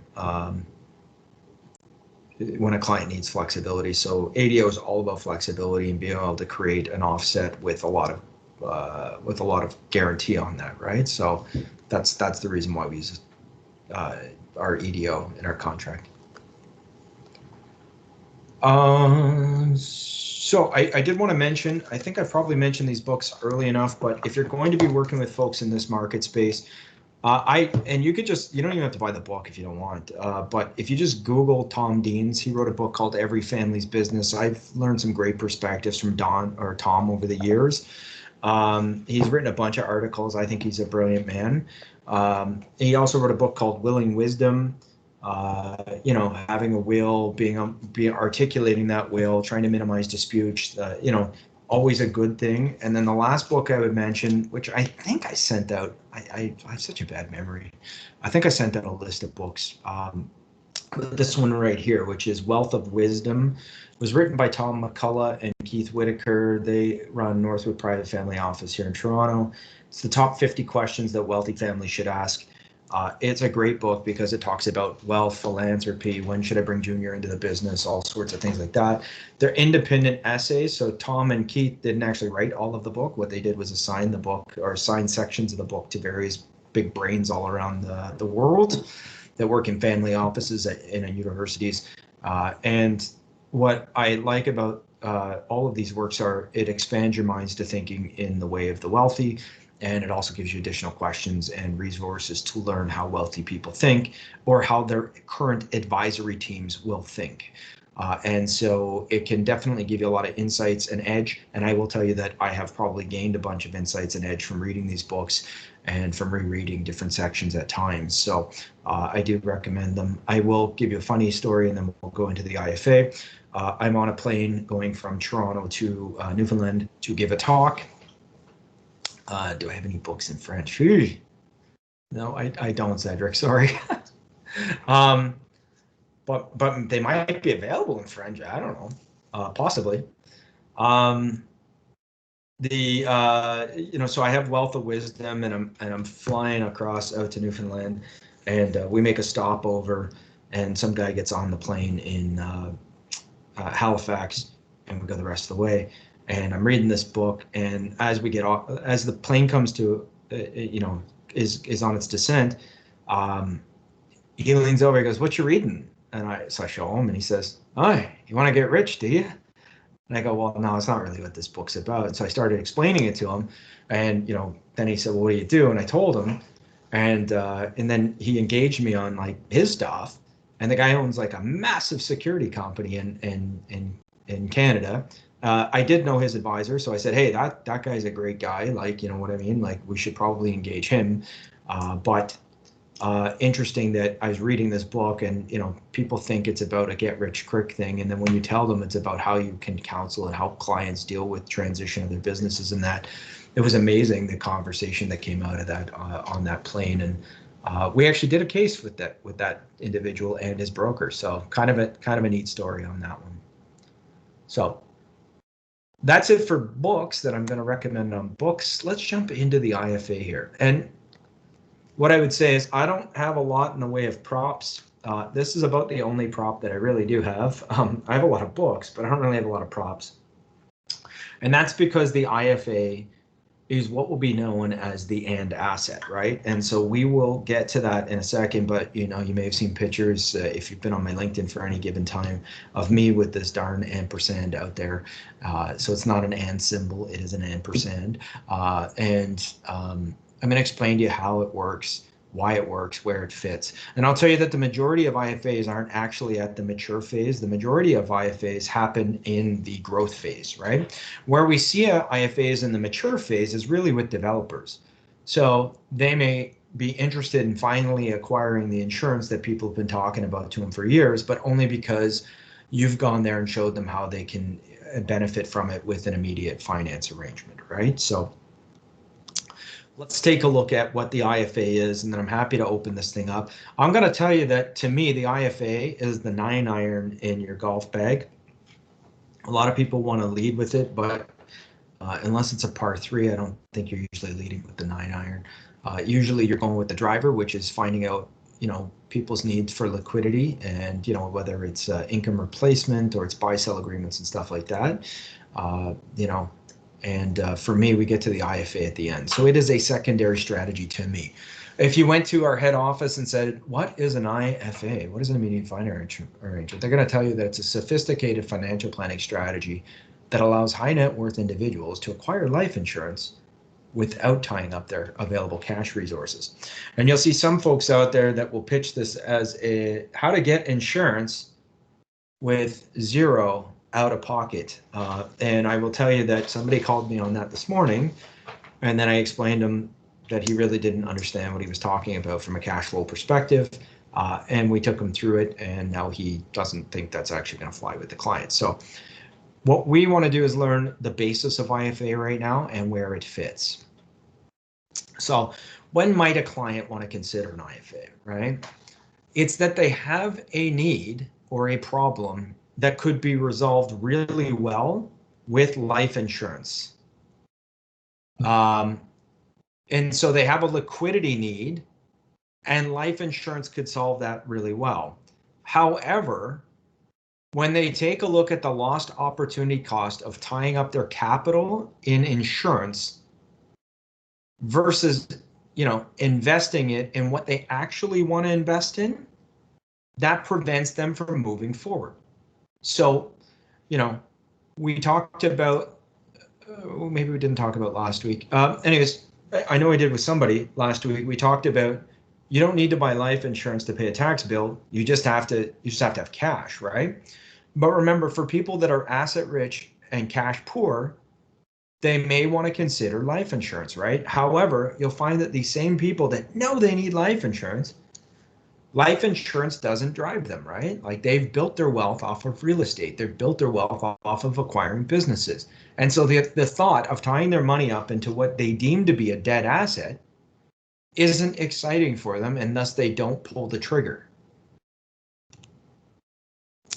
And so I just mentioned this a second ago. To me, the IFA is really a secondary sale, folks. It shouldn't be the lead-in sale. The lead-in sale is the problem we're trying to solve, right?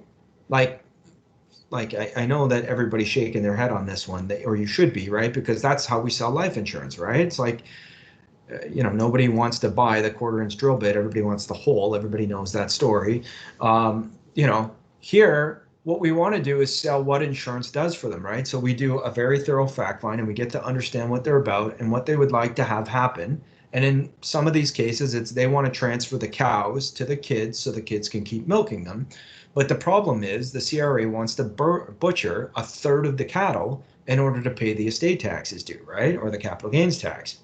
And so what we have is we have a need for life insurance. So we present the life insurance solution, and we show them the estate transfer, saying, hey, you could invest this money, but it wouldn't do as well as what the insurance would. They may have even thought of buying they like the idea of having it for retirement, but until they sell their business and reestablish those cash values to themselves, it's a secondary sale to the other concepts that we put in front of the clients. Okay, that's really what it comes down to. Possible solution for your clients. It could be, it could just be a shareholder that needs permanent life insurance protection. A corporation that has a significant taxable income that's looking for ways to minimize corporate taxes. That's not usually what this is about. They usually have places they want to stick their money.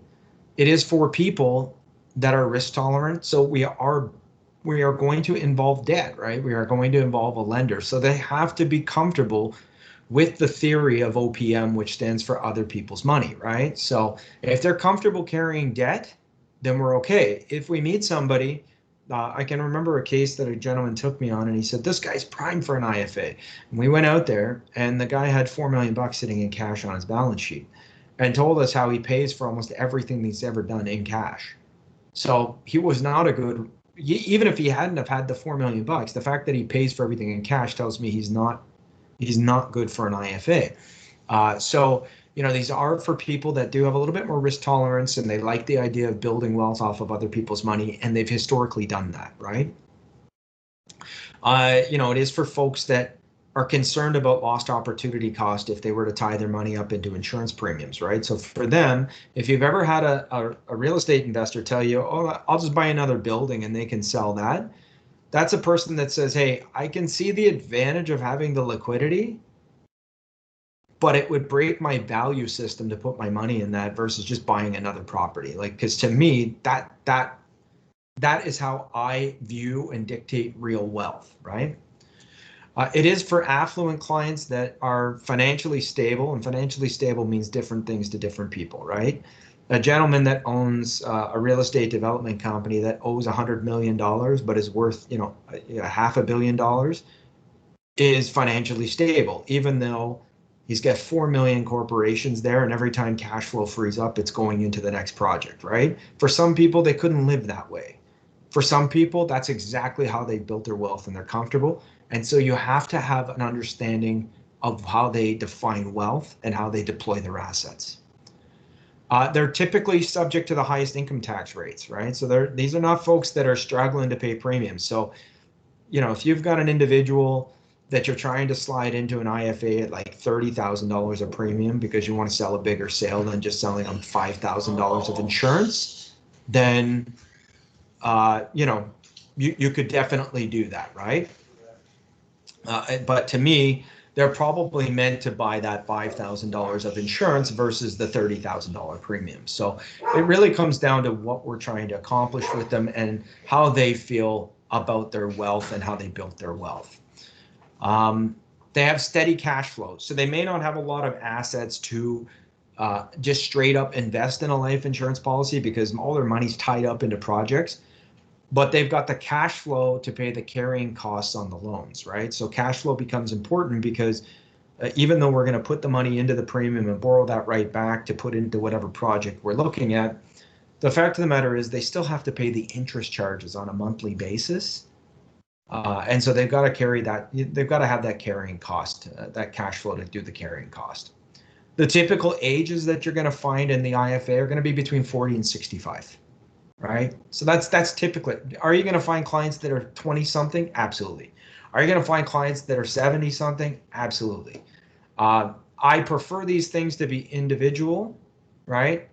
So I know this is saying individual or corporately owned. Yes, you can do these both individually or corporately owned. We're going to look at a corporate scenario in a second.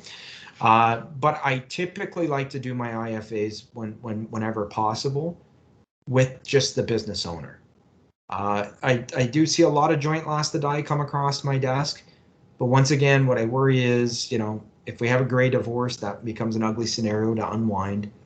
And if the business owner passes away, unlike lending on cash value, like so that back end lending, so the IRP type lending on cash value, here if the individual passes away, will the bank still want to hold that loan out there for the spouse, especially if the spouse does not understand how the business runs?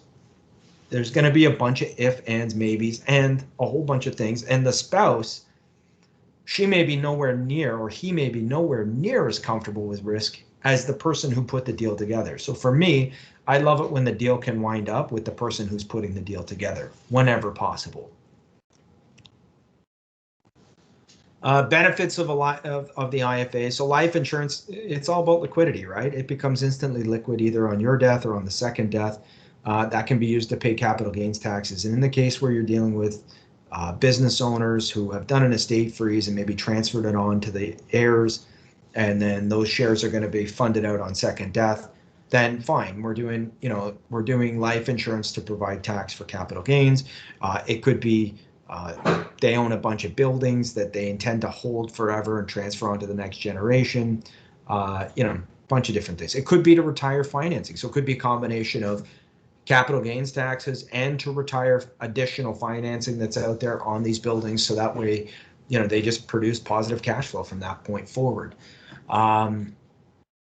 It could be an immediate increase in their estate. So originally they bought it to pay cap gains, but then they sold a bunch of the buildings, but they decided to pay off maybe the IFA and hold it there to create a better and bigger estate, a more effective estate.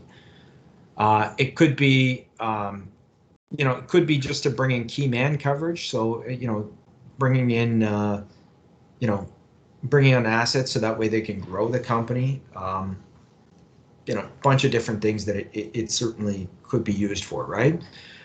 Clients typically have cash for investment purposes or reinvestment back in the business. So, their business has retained earnings on an annual basis that are significant, and they're investing those into projects. So whether it's real estate pieces or it's very rarely equities, folks, but it could be, right? But it's could be second mortgages. I've done a few deals with folks like that. It could be they're just reinvesting it right back into their business because they know that if they reinvest back into their business, they're getting a yield on investment of 11%, 13%, 18%, whatever that percent is, right? If it's real estate people, you're probably talking 20, 23. If it's builder financing, it could be 18%. If it's second mortgages, it could be 12, 13%. But they know that by reinvesting into these sorts of investments, they get a very high yield. And that's the reason why they typically don't want to tie their money up into life insurance, which has an IRR of somewhere in that 5% range at life expectancy, right? And the IFA really, and here's where the idea of the and asset comes into play, right? Everything that the client has ever done up until this point has been a or. So they have specialized in or investments. I can put the money in my business or into a GIC or a bank account, into a bank account or a stock portfolio or a piece of land, or whatever, right? You get what I mean, or. The IFA and permanent life insurance creates the and scenario. What it allows them to do is not have to choose between the liquidity or the investment, which is how they've always thought of it. But what if they could do the insurance and the investment?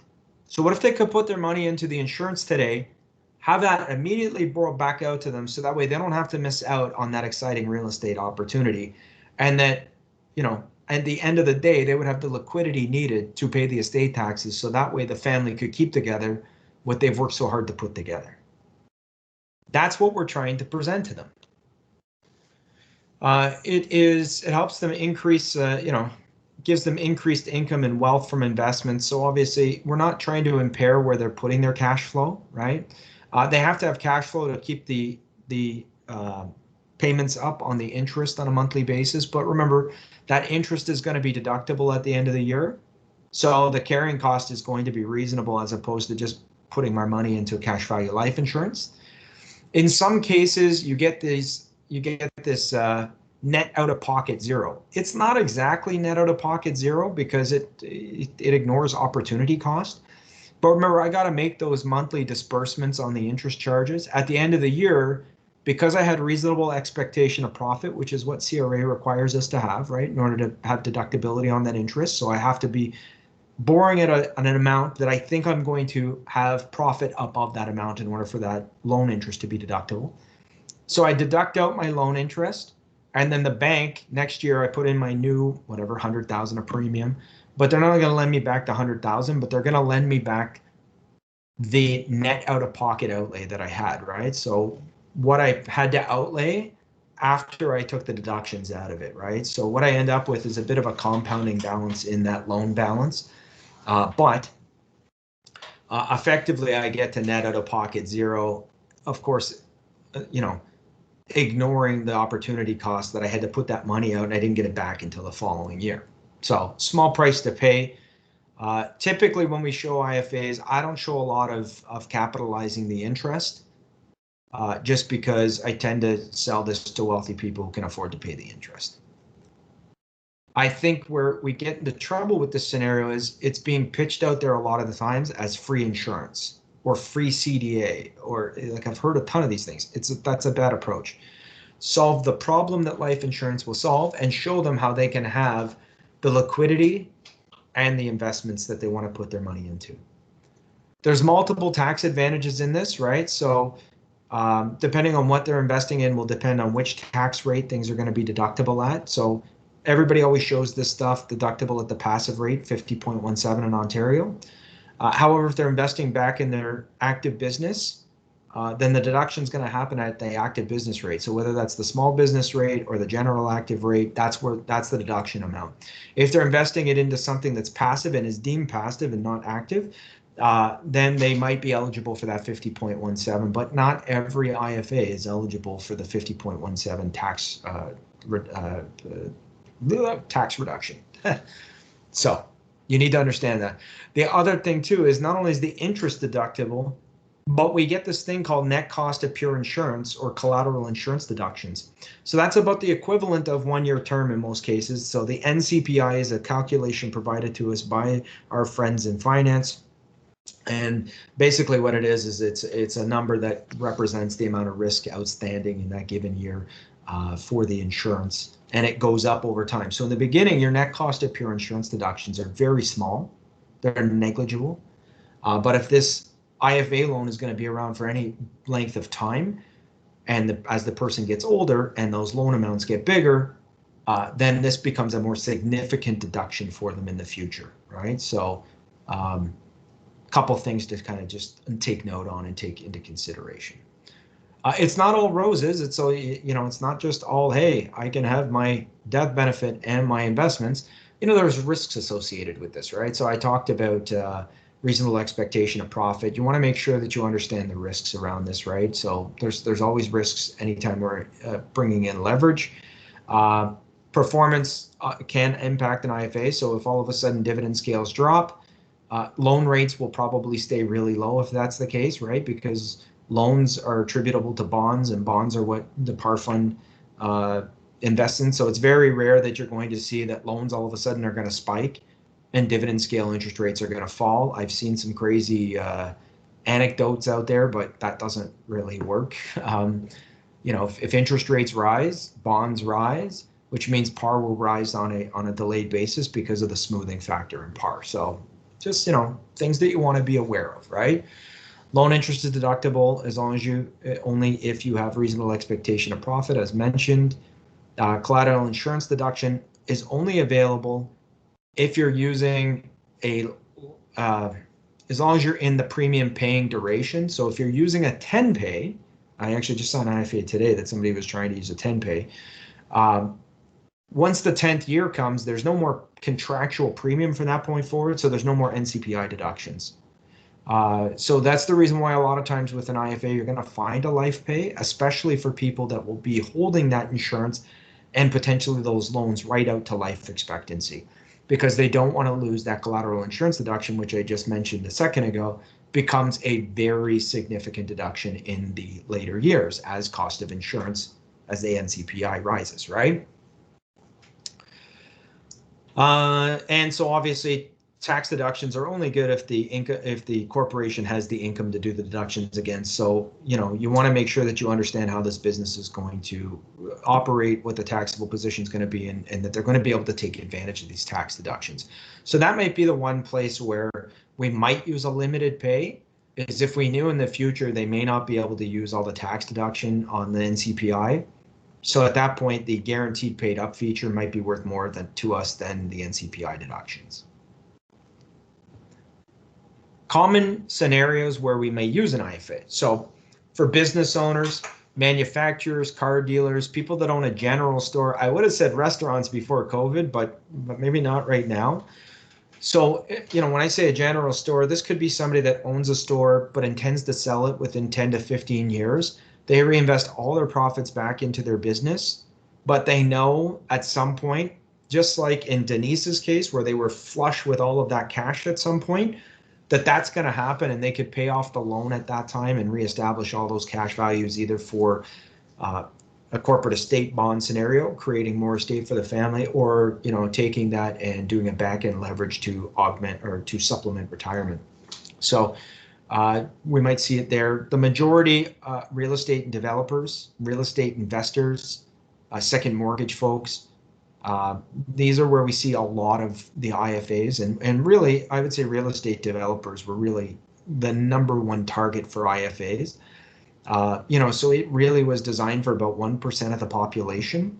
It's just been started to be mass marketed to people, and in a lot of cases, mass marketed to people that it shouldn't be marketed to, right? So, I see this a lot with doctors, and depending on what they're doing with their money, they just should not be doing this, right? It doesn't fit, but who it fits with, fantastic. Real estate investors, they want to keep acquiring properties, but they realize there's going to be a big terminal tax liability.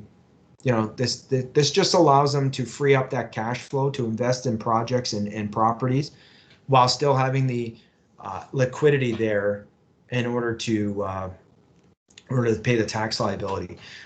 It also allows us to, when you get in with the real estate investors, a lot of times they're going to say, well, they could just sell that property over there, or they could sell these two properties and pay the tax. That's where we lean back on that whole raising the rising generation and making sure that they've passed on the knowledge, because a lot of times they're not passing on the knowledge on how to run the properties in these states and how the taxes should be paid. And it could be because they just don't know, folks. So that's a real opportunity for us to be able to make a big impact for these folks, as well as making sure that we have enough liquidity on hand. So let's dive in. We'll take a look at the mechanics of how this sets up, and then we'll take a look at a quick case study. And then I'll have you out of here on time, promise. So corporation acquires a life insurance policy. Then the corporation is going to assign that policy as collateral for loans from the institution, right? So at the same time, when we underwrite the life insurance policy, the loan is being underwritten. So that way, when they're both issued, we're ready to go, right? So the gal ties up their money into the life insurance policy, but within a day to within the week, the lending institution, be it Manubank, be it Duca, be it Scotia or whoever, doesn't really matter to us. We deal with a lot of different lenders. They have that money ready to come back into that person's account, so that way they can deploy that into the asset they actually want to put that in. So here we've got the corporation had bought this policy, it assigns it to the bank, and right away the corporation gets this loan back, right? They invest that either into their business, into real estate, or wherever they're going to put that money. The corporation has to pay the carrying cost, right? And at the end of the year, right, they're going to deduct what they've paid in loan interest. So I'm just going to use 100,000. If I put 100,000 in, I borrow 100,000 back, and my rate of interest on that's 4%, and I'm in a 50% tax bracket. I'm going to pay. Well, actually, let's just make it even easier. Let's just say it's. Let's just make it 6%, because I like easy math. So that's $6,000 a year. That's $500 a month that they got to pay for carrying costs. And at the end of the year, assuming that it went into passive investments, qualified as passive investments, we're going to get 50% back in tax on that. So my net carrying cost on that after tax is $3,000. But that's not even the real net, because I'm going to have some small net cost of pure insurance deduction. But on my total face, I can only deduct the NCPI against the first 100,000 in year one, right? So it's going to be a very minute extra deduction there, but my net carrying cost is going to be less than $3,000 in this scenario.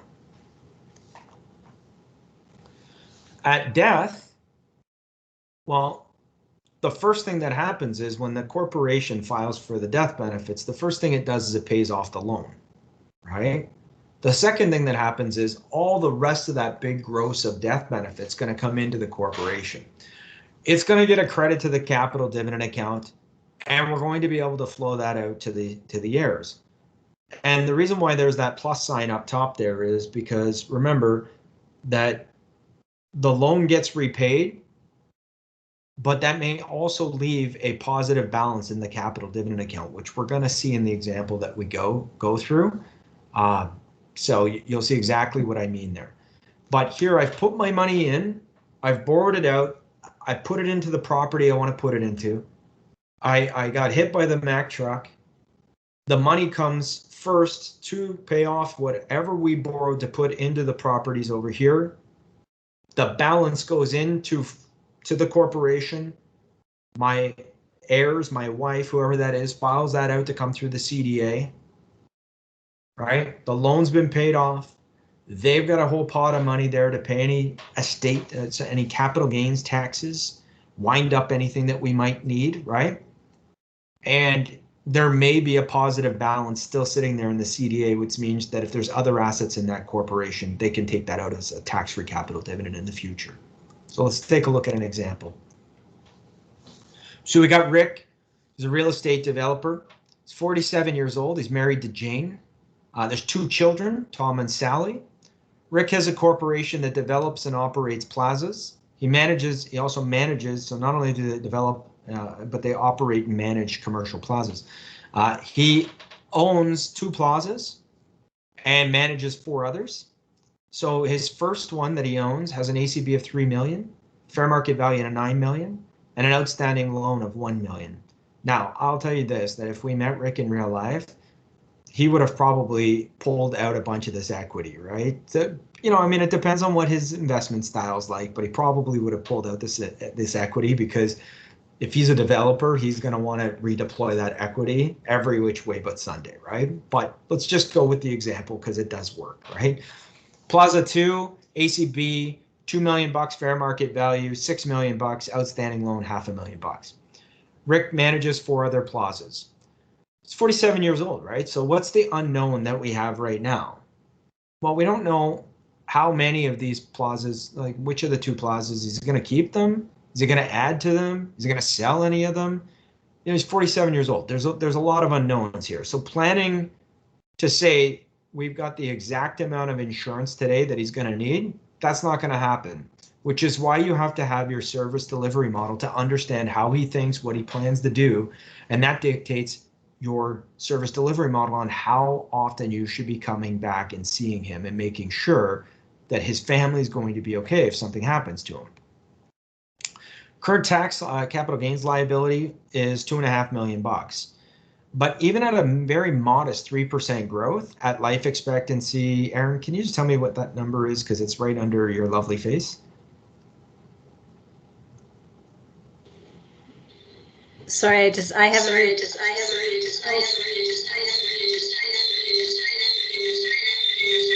Okay, yeah, I'll just take a guess. I probably said 85.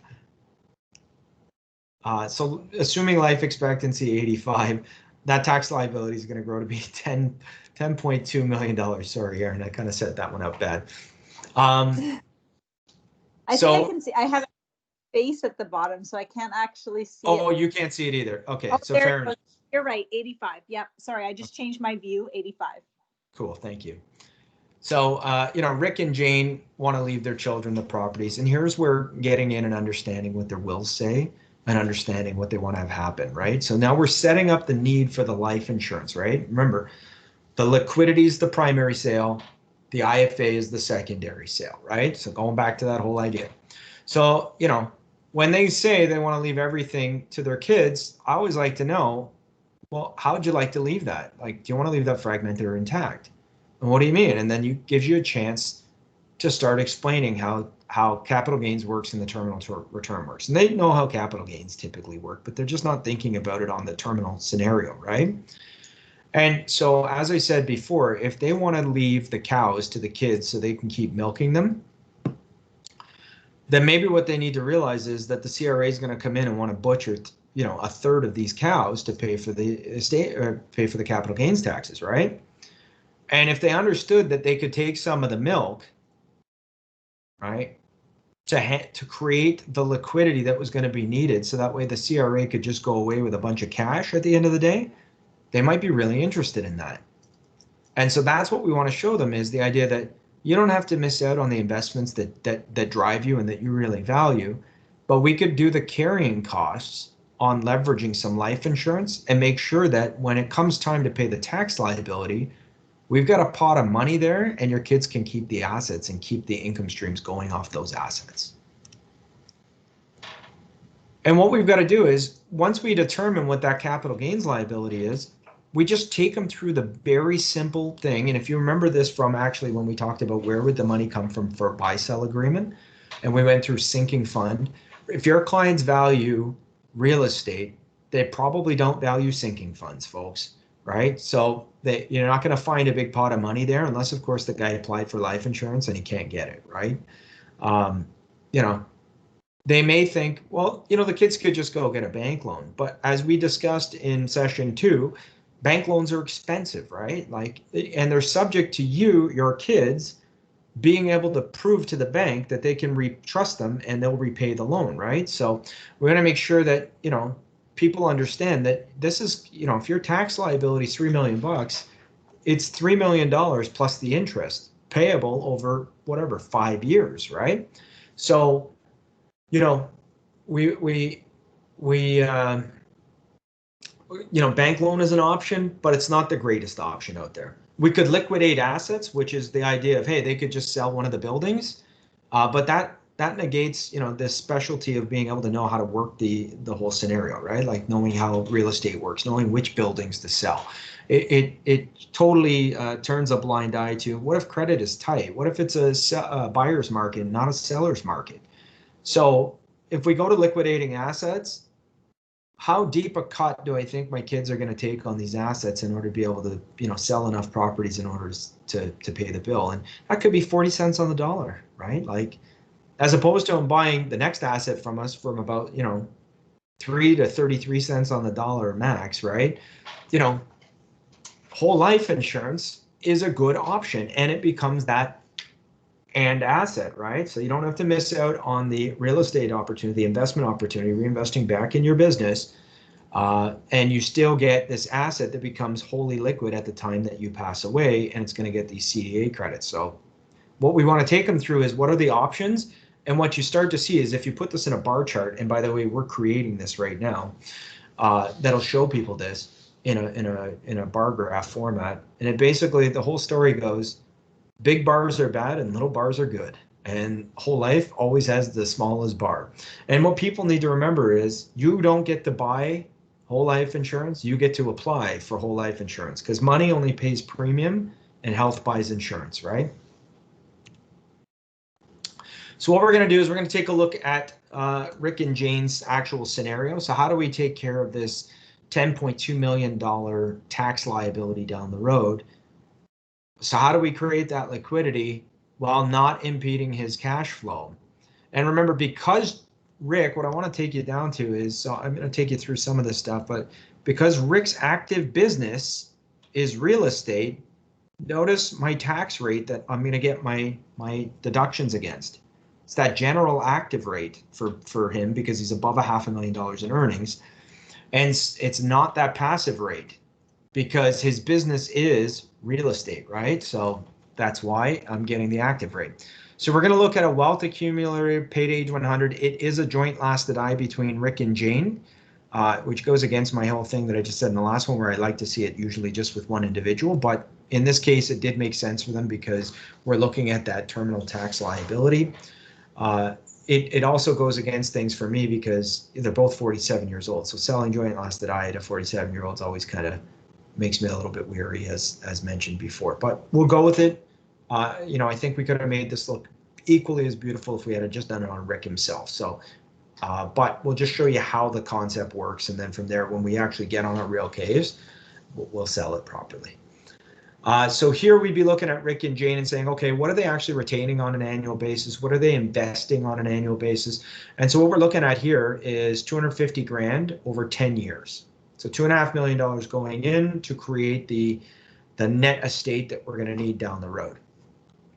The loan rate on the IFA loan is going to be, we're assuming 5%. 5% is high today. Might be low 10 years from now, right? Historical borrowing rate 6.5. So we're just going to assume 5%, but understand if it does go to 6%, it's not a deal killer on this deal, right? Like it just means they've got to outlay a little bit more on a monthly basis, and then they'll get the deductions back on that higher amount, right? So We're not capitalizing the interest. And so let's just take a look at what this looks like. So remember, we were putting in, and this doesn't actually look like what our IFA software will produce. This is just a summary of it for you. But I'm going to flip around and show you what I want to show you here, right? So first, this is the outstanding loan balance, which correlates to the premium, right? So in year one, I put in 250, I borrow back 250. The first thing you need to know is the cash value, end of year cash value. Where'd my pointer go? There we go. The end of year cash value is $199,000 approximately. How do we know that? Because the client has to pledge additional collateral of $51,000.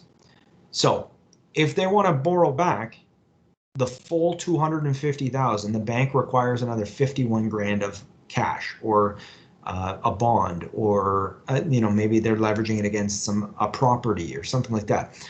So when we're dealing with this, we want to talk to the banks to understand what is acceptable collateral.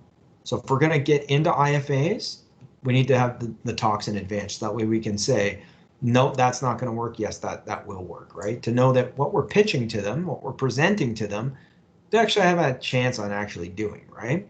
So in this case, 250,000 bucks in, we got to put up 51 grand in year one because the cash value is 199.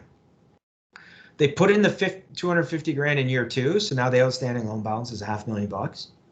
The additional collateral doesn't go up by 51,000 bucks, it only goes up by another $11,000. And that's because the cash value in our wealth product goes up quite heavily, right? Year three, oh, where's my pointer? Year three, it drops from 62, so it drops off 32,000 bucks. Year four, it drops off 25,000 bucks, and by year five forward, the cash values are significant enough to not require any additional collateral from that point forward, right? This is on a current. On a -1, you would need a little bit more collateral because it wouldn't have performed quite to the same level. So you might need another year before it holds on its own. So I put in 250, I borrowed back that 250, that money's sitting in my real estate opportunity, right? What you're going to see is this is the net carrying cost. So on 250 at 5%, right? That is, what is that? That's like, anybody? 12,500 bucks? Yeah, seems about right. 12,500 bucks at 26% tax deduction. I end up with $9,000 net cash flow. So on 12,500 bucks, I'm paying $1,000 carrying cost in year one, a month. And at the end of the year, I get some deductions against that. So my net carrying cost on that in year one is $9,100. If both Rick and his wife passed away in year one, first the insurance company would cry. I'm just kidding. But the net death benefit here would be 5.388. So they would have technically invested, tied up, paid interest on $9,000 to create $5 million of liquidity, right? And don't forget, they still had that property over there that they invested the 250 grand into, right? So thus far, we've got assets and we've got liquidity.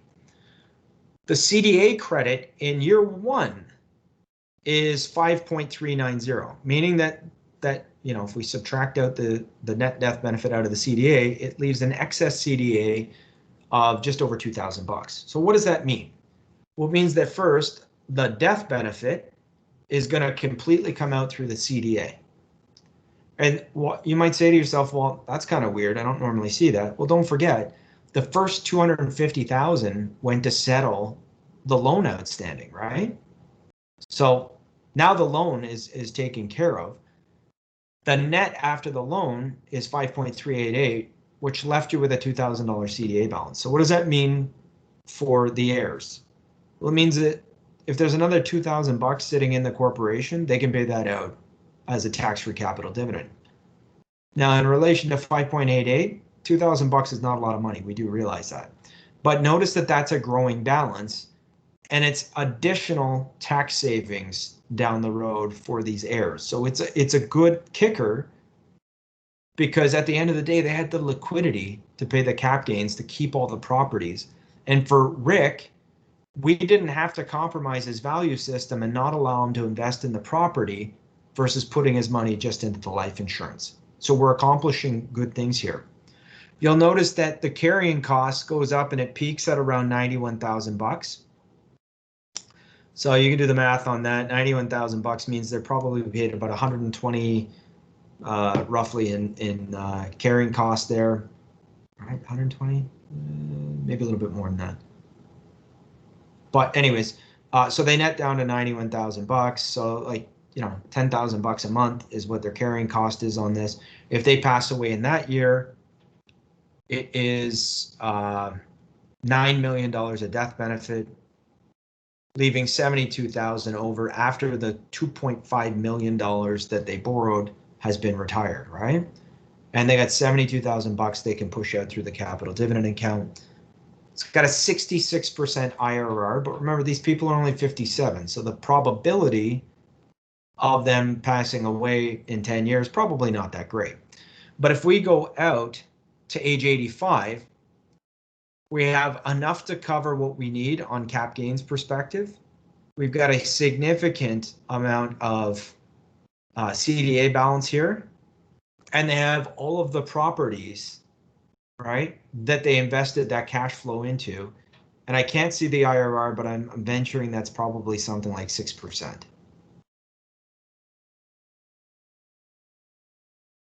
Nobody has to answer that one, I guess. Anyways, it's a pretty significant IRR. Hopefully you're not covering that little box down in the very bottom corner over here too. So this is what, you know, the IFA is really there to design to give us the liquidity we need while not missing out on those other investments.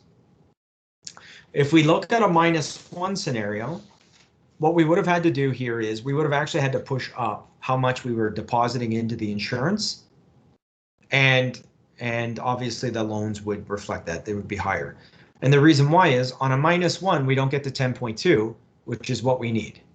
Now Rick and his wife may say, I don't really care if we cover the entire tax bill. If we had 7.7 because, you know, things don't work out quite that well, it's a lot better. The liquidity position is a lot better than what it was, right? And 250 is a reasonable number that we could move around. Perfect, right? The other thing I want to tell you about IFAs is they need to have a new $250,000 every year. You just can't keep recycling the same 250 around over and over and over again.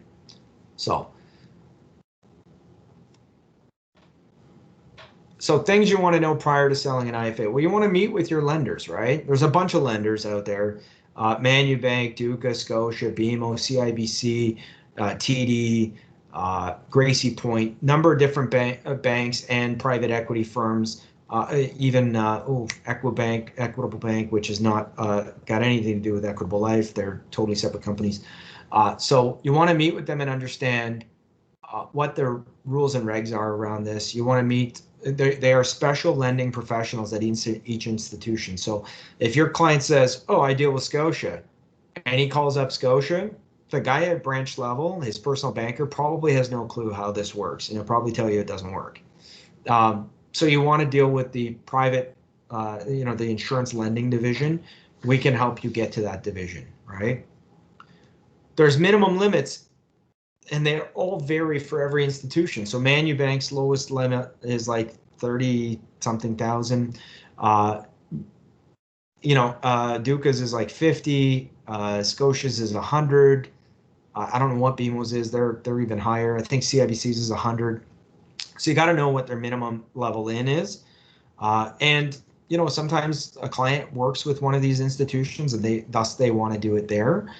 We want to make sure we're working with the right people, because you don't want them bringing it to their private wealth divisions and then having them scoop it, right? We want to make sure that we're still in the position. Setting up these loans come at a fee. They're usually a percentage of the amount of money they're going to borrow.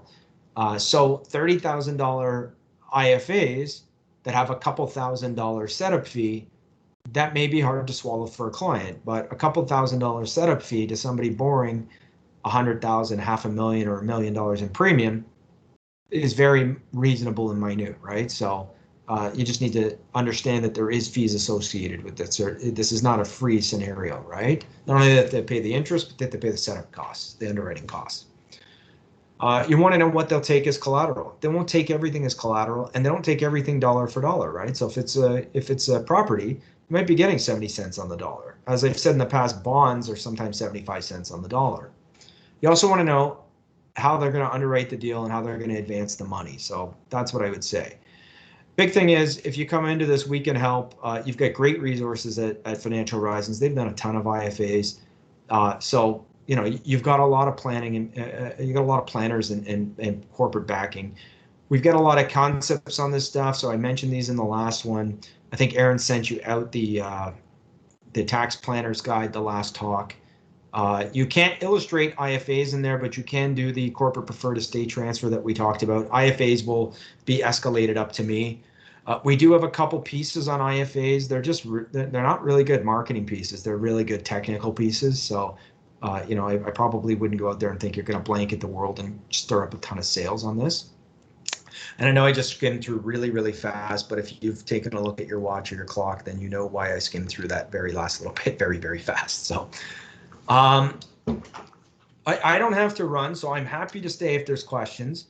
I totally respect, I appreciate that everybody came and moved this.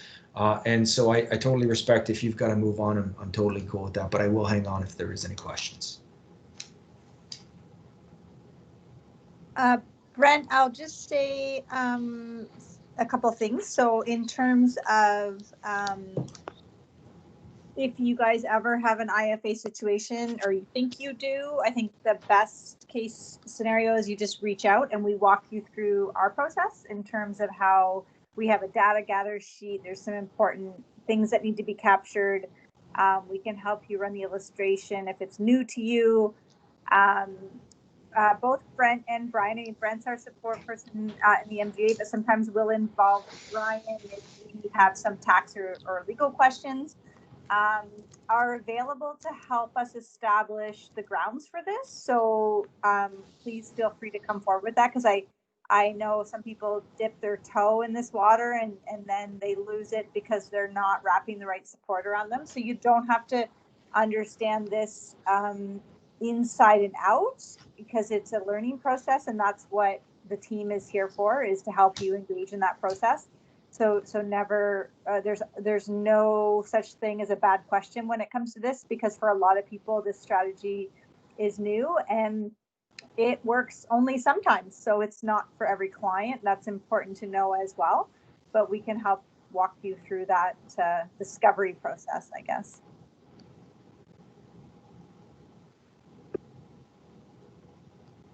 Oh, wait. So that's my 2 cents on that. Perfect. Don't forget to sign out as well. Thanks, Brent. That was a great overview of that. And again, always engage with the team around you that helps you put this into play. So I think people are having to run, but we appreciate, again, your time. And thanks, Brent, for being able to maneuver and still get this done today. And we've got the recording, so we'll send it out to those who couldn't join us. Yeah, so I'm going up and seeing your question here. Oh yeah, there was one question I think that happened. I ran through the IFA process once in the past. It was recommended by advanced case specialists whom I was leaning on. They'll use the 10-pay max ADO to build up the CSV as soon as possible, eliminate the need to use additional collateral. Well, I mean, you still would have needed alternative collateral because there's no insurance policy that's typically at parity right in year one, but you would have minimized it for sure. Would going with a life pay to take advantage of the NCPI tax deductions offer better opportunity? Yeah, it could. You know what? I mean, once again, it comes down to we need to understand what they intend to do with the we need to understand what they intend to do with their business. So if it's a situation like that general store situation where I mentioned they intend on selling that at some point, so thus paying off when they have that liquidation and they have that cash, they pay off that loan. then a 10 pay probably would have been a great option, right? Because now they don't have to worry about insurance payments going forward, right? They don't have to worry about div scales or anything like that. I mean, they still have to worry about it because it does impact their overall numbers, but they don't have to worry about it from a, hey, do I have to pay for this thing again? What you don't get in that 10 pay is you don't get those NCPI deductions from 10-year forward. So if you're working with a developer in that who will be developing for the rest of their life, then that could potentially be a very big deduction that they're not going to get going forward. So I don't think there's a right or a wrong on that, but I did a life pay. We don't have a 10 pay, so I could have used a 20 pay on that, but we don't actually have a 10 pay. We're examining the viability of 10 pays. I don't know this off the top of my head for sure, but I think you might be with London. So if you're with London Life, then you probably use 10 pays because they're pretty hot on that product. It's we look at 10 pays, but we don't see a lot of them being sold in the market space at this time. And so, do you spend the money bringing that product to market? So I don't know. Your 10 on yours was the end of the ADO. So we were just funding for 10 years, and then the face amount typically on most of those products will come down slightly, and then it will go back up, right, when the dividends become great enough to sustain that. And that's what you wouldn't see when you use a 10 pay, is because you wouldn't have any additional premiums, right? So you would not see a downward dip. You would only see, you'd probably see a leveling out and then eventually a lift.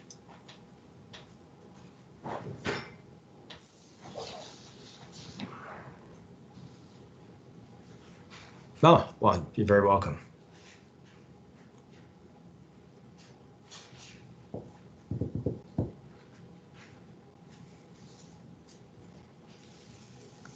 I think we have some people that have signed off already, but just a reminder to sign up for your skis. And again, thank you to those who were able to make it fly today. It's a great session, Brent. I think that's IFAs are always a sticky topic, but certainly much more meat and potatoes involved than meets the eye. So that was a great overview and lots of good questions. So I think always questions are good, and as you learn, questions are the only way that you're going to move through these. So always reach out. That's what we're here for. With that said, we will let you guys move on to your next endeavor for the evening, and I will send this out as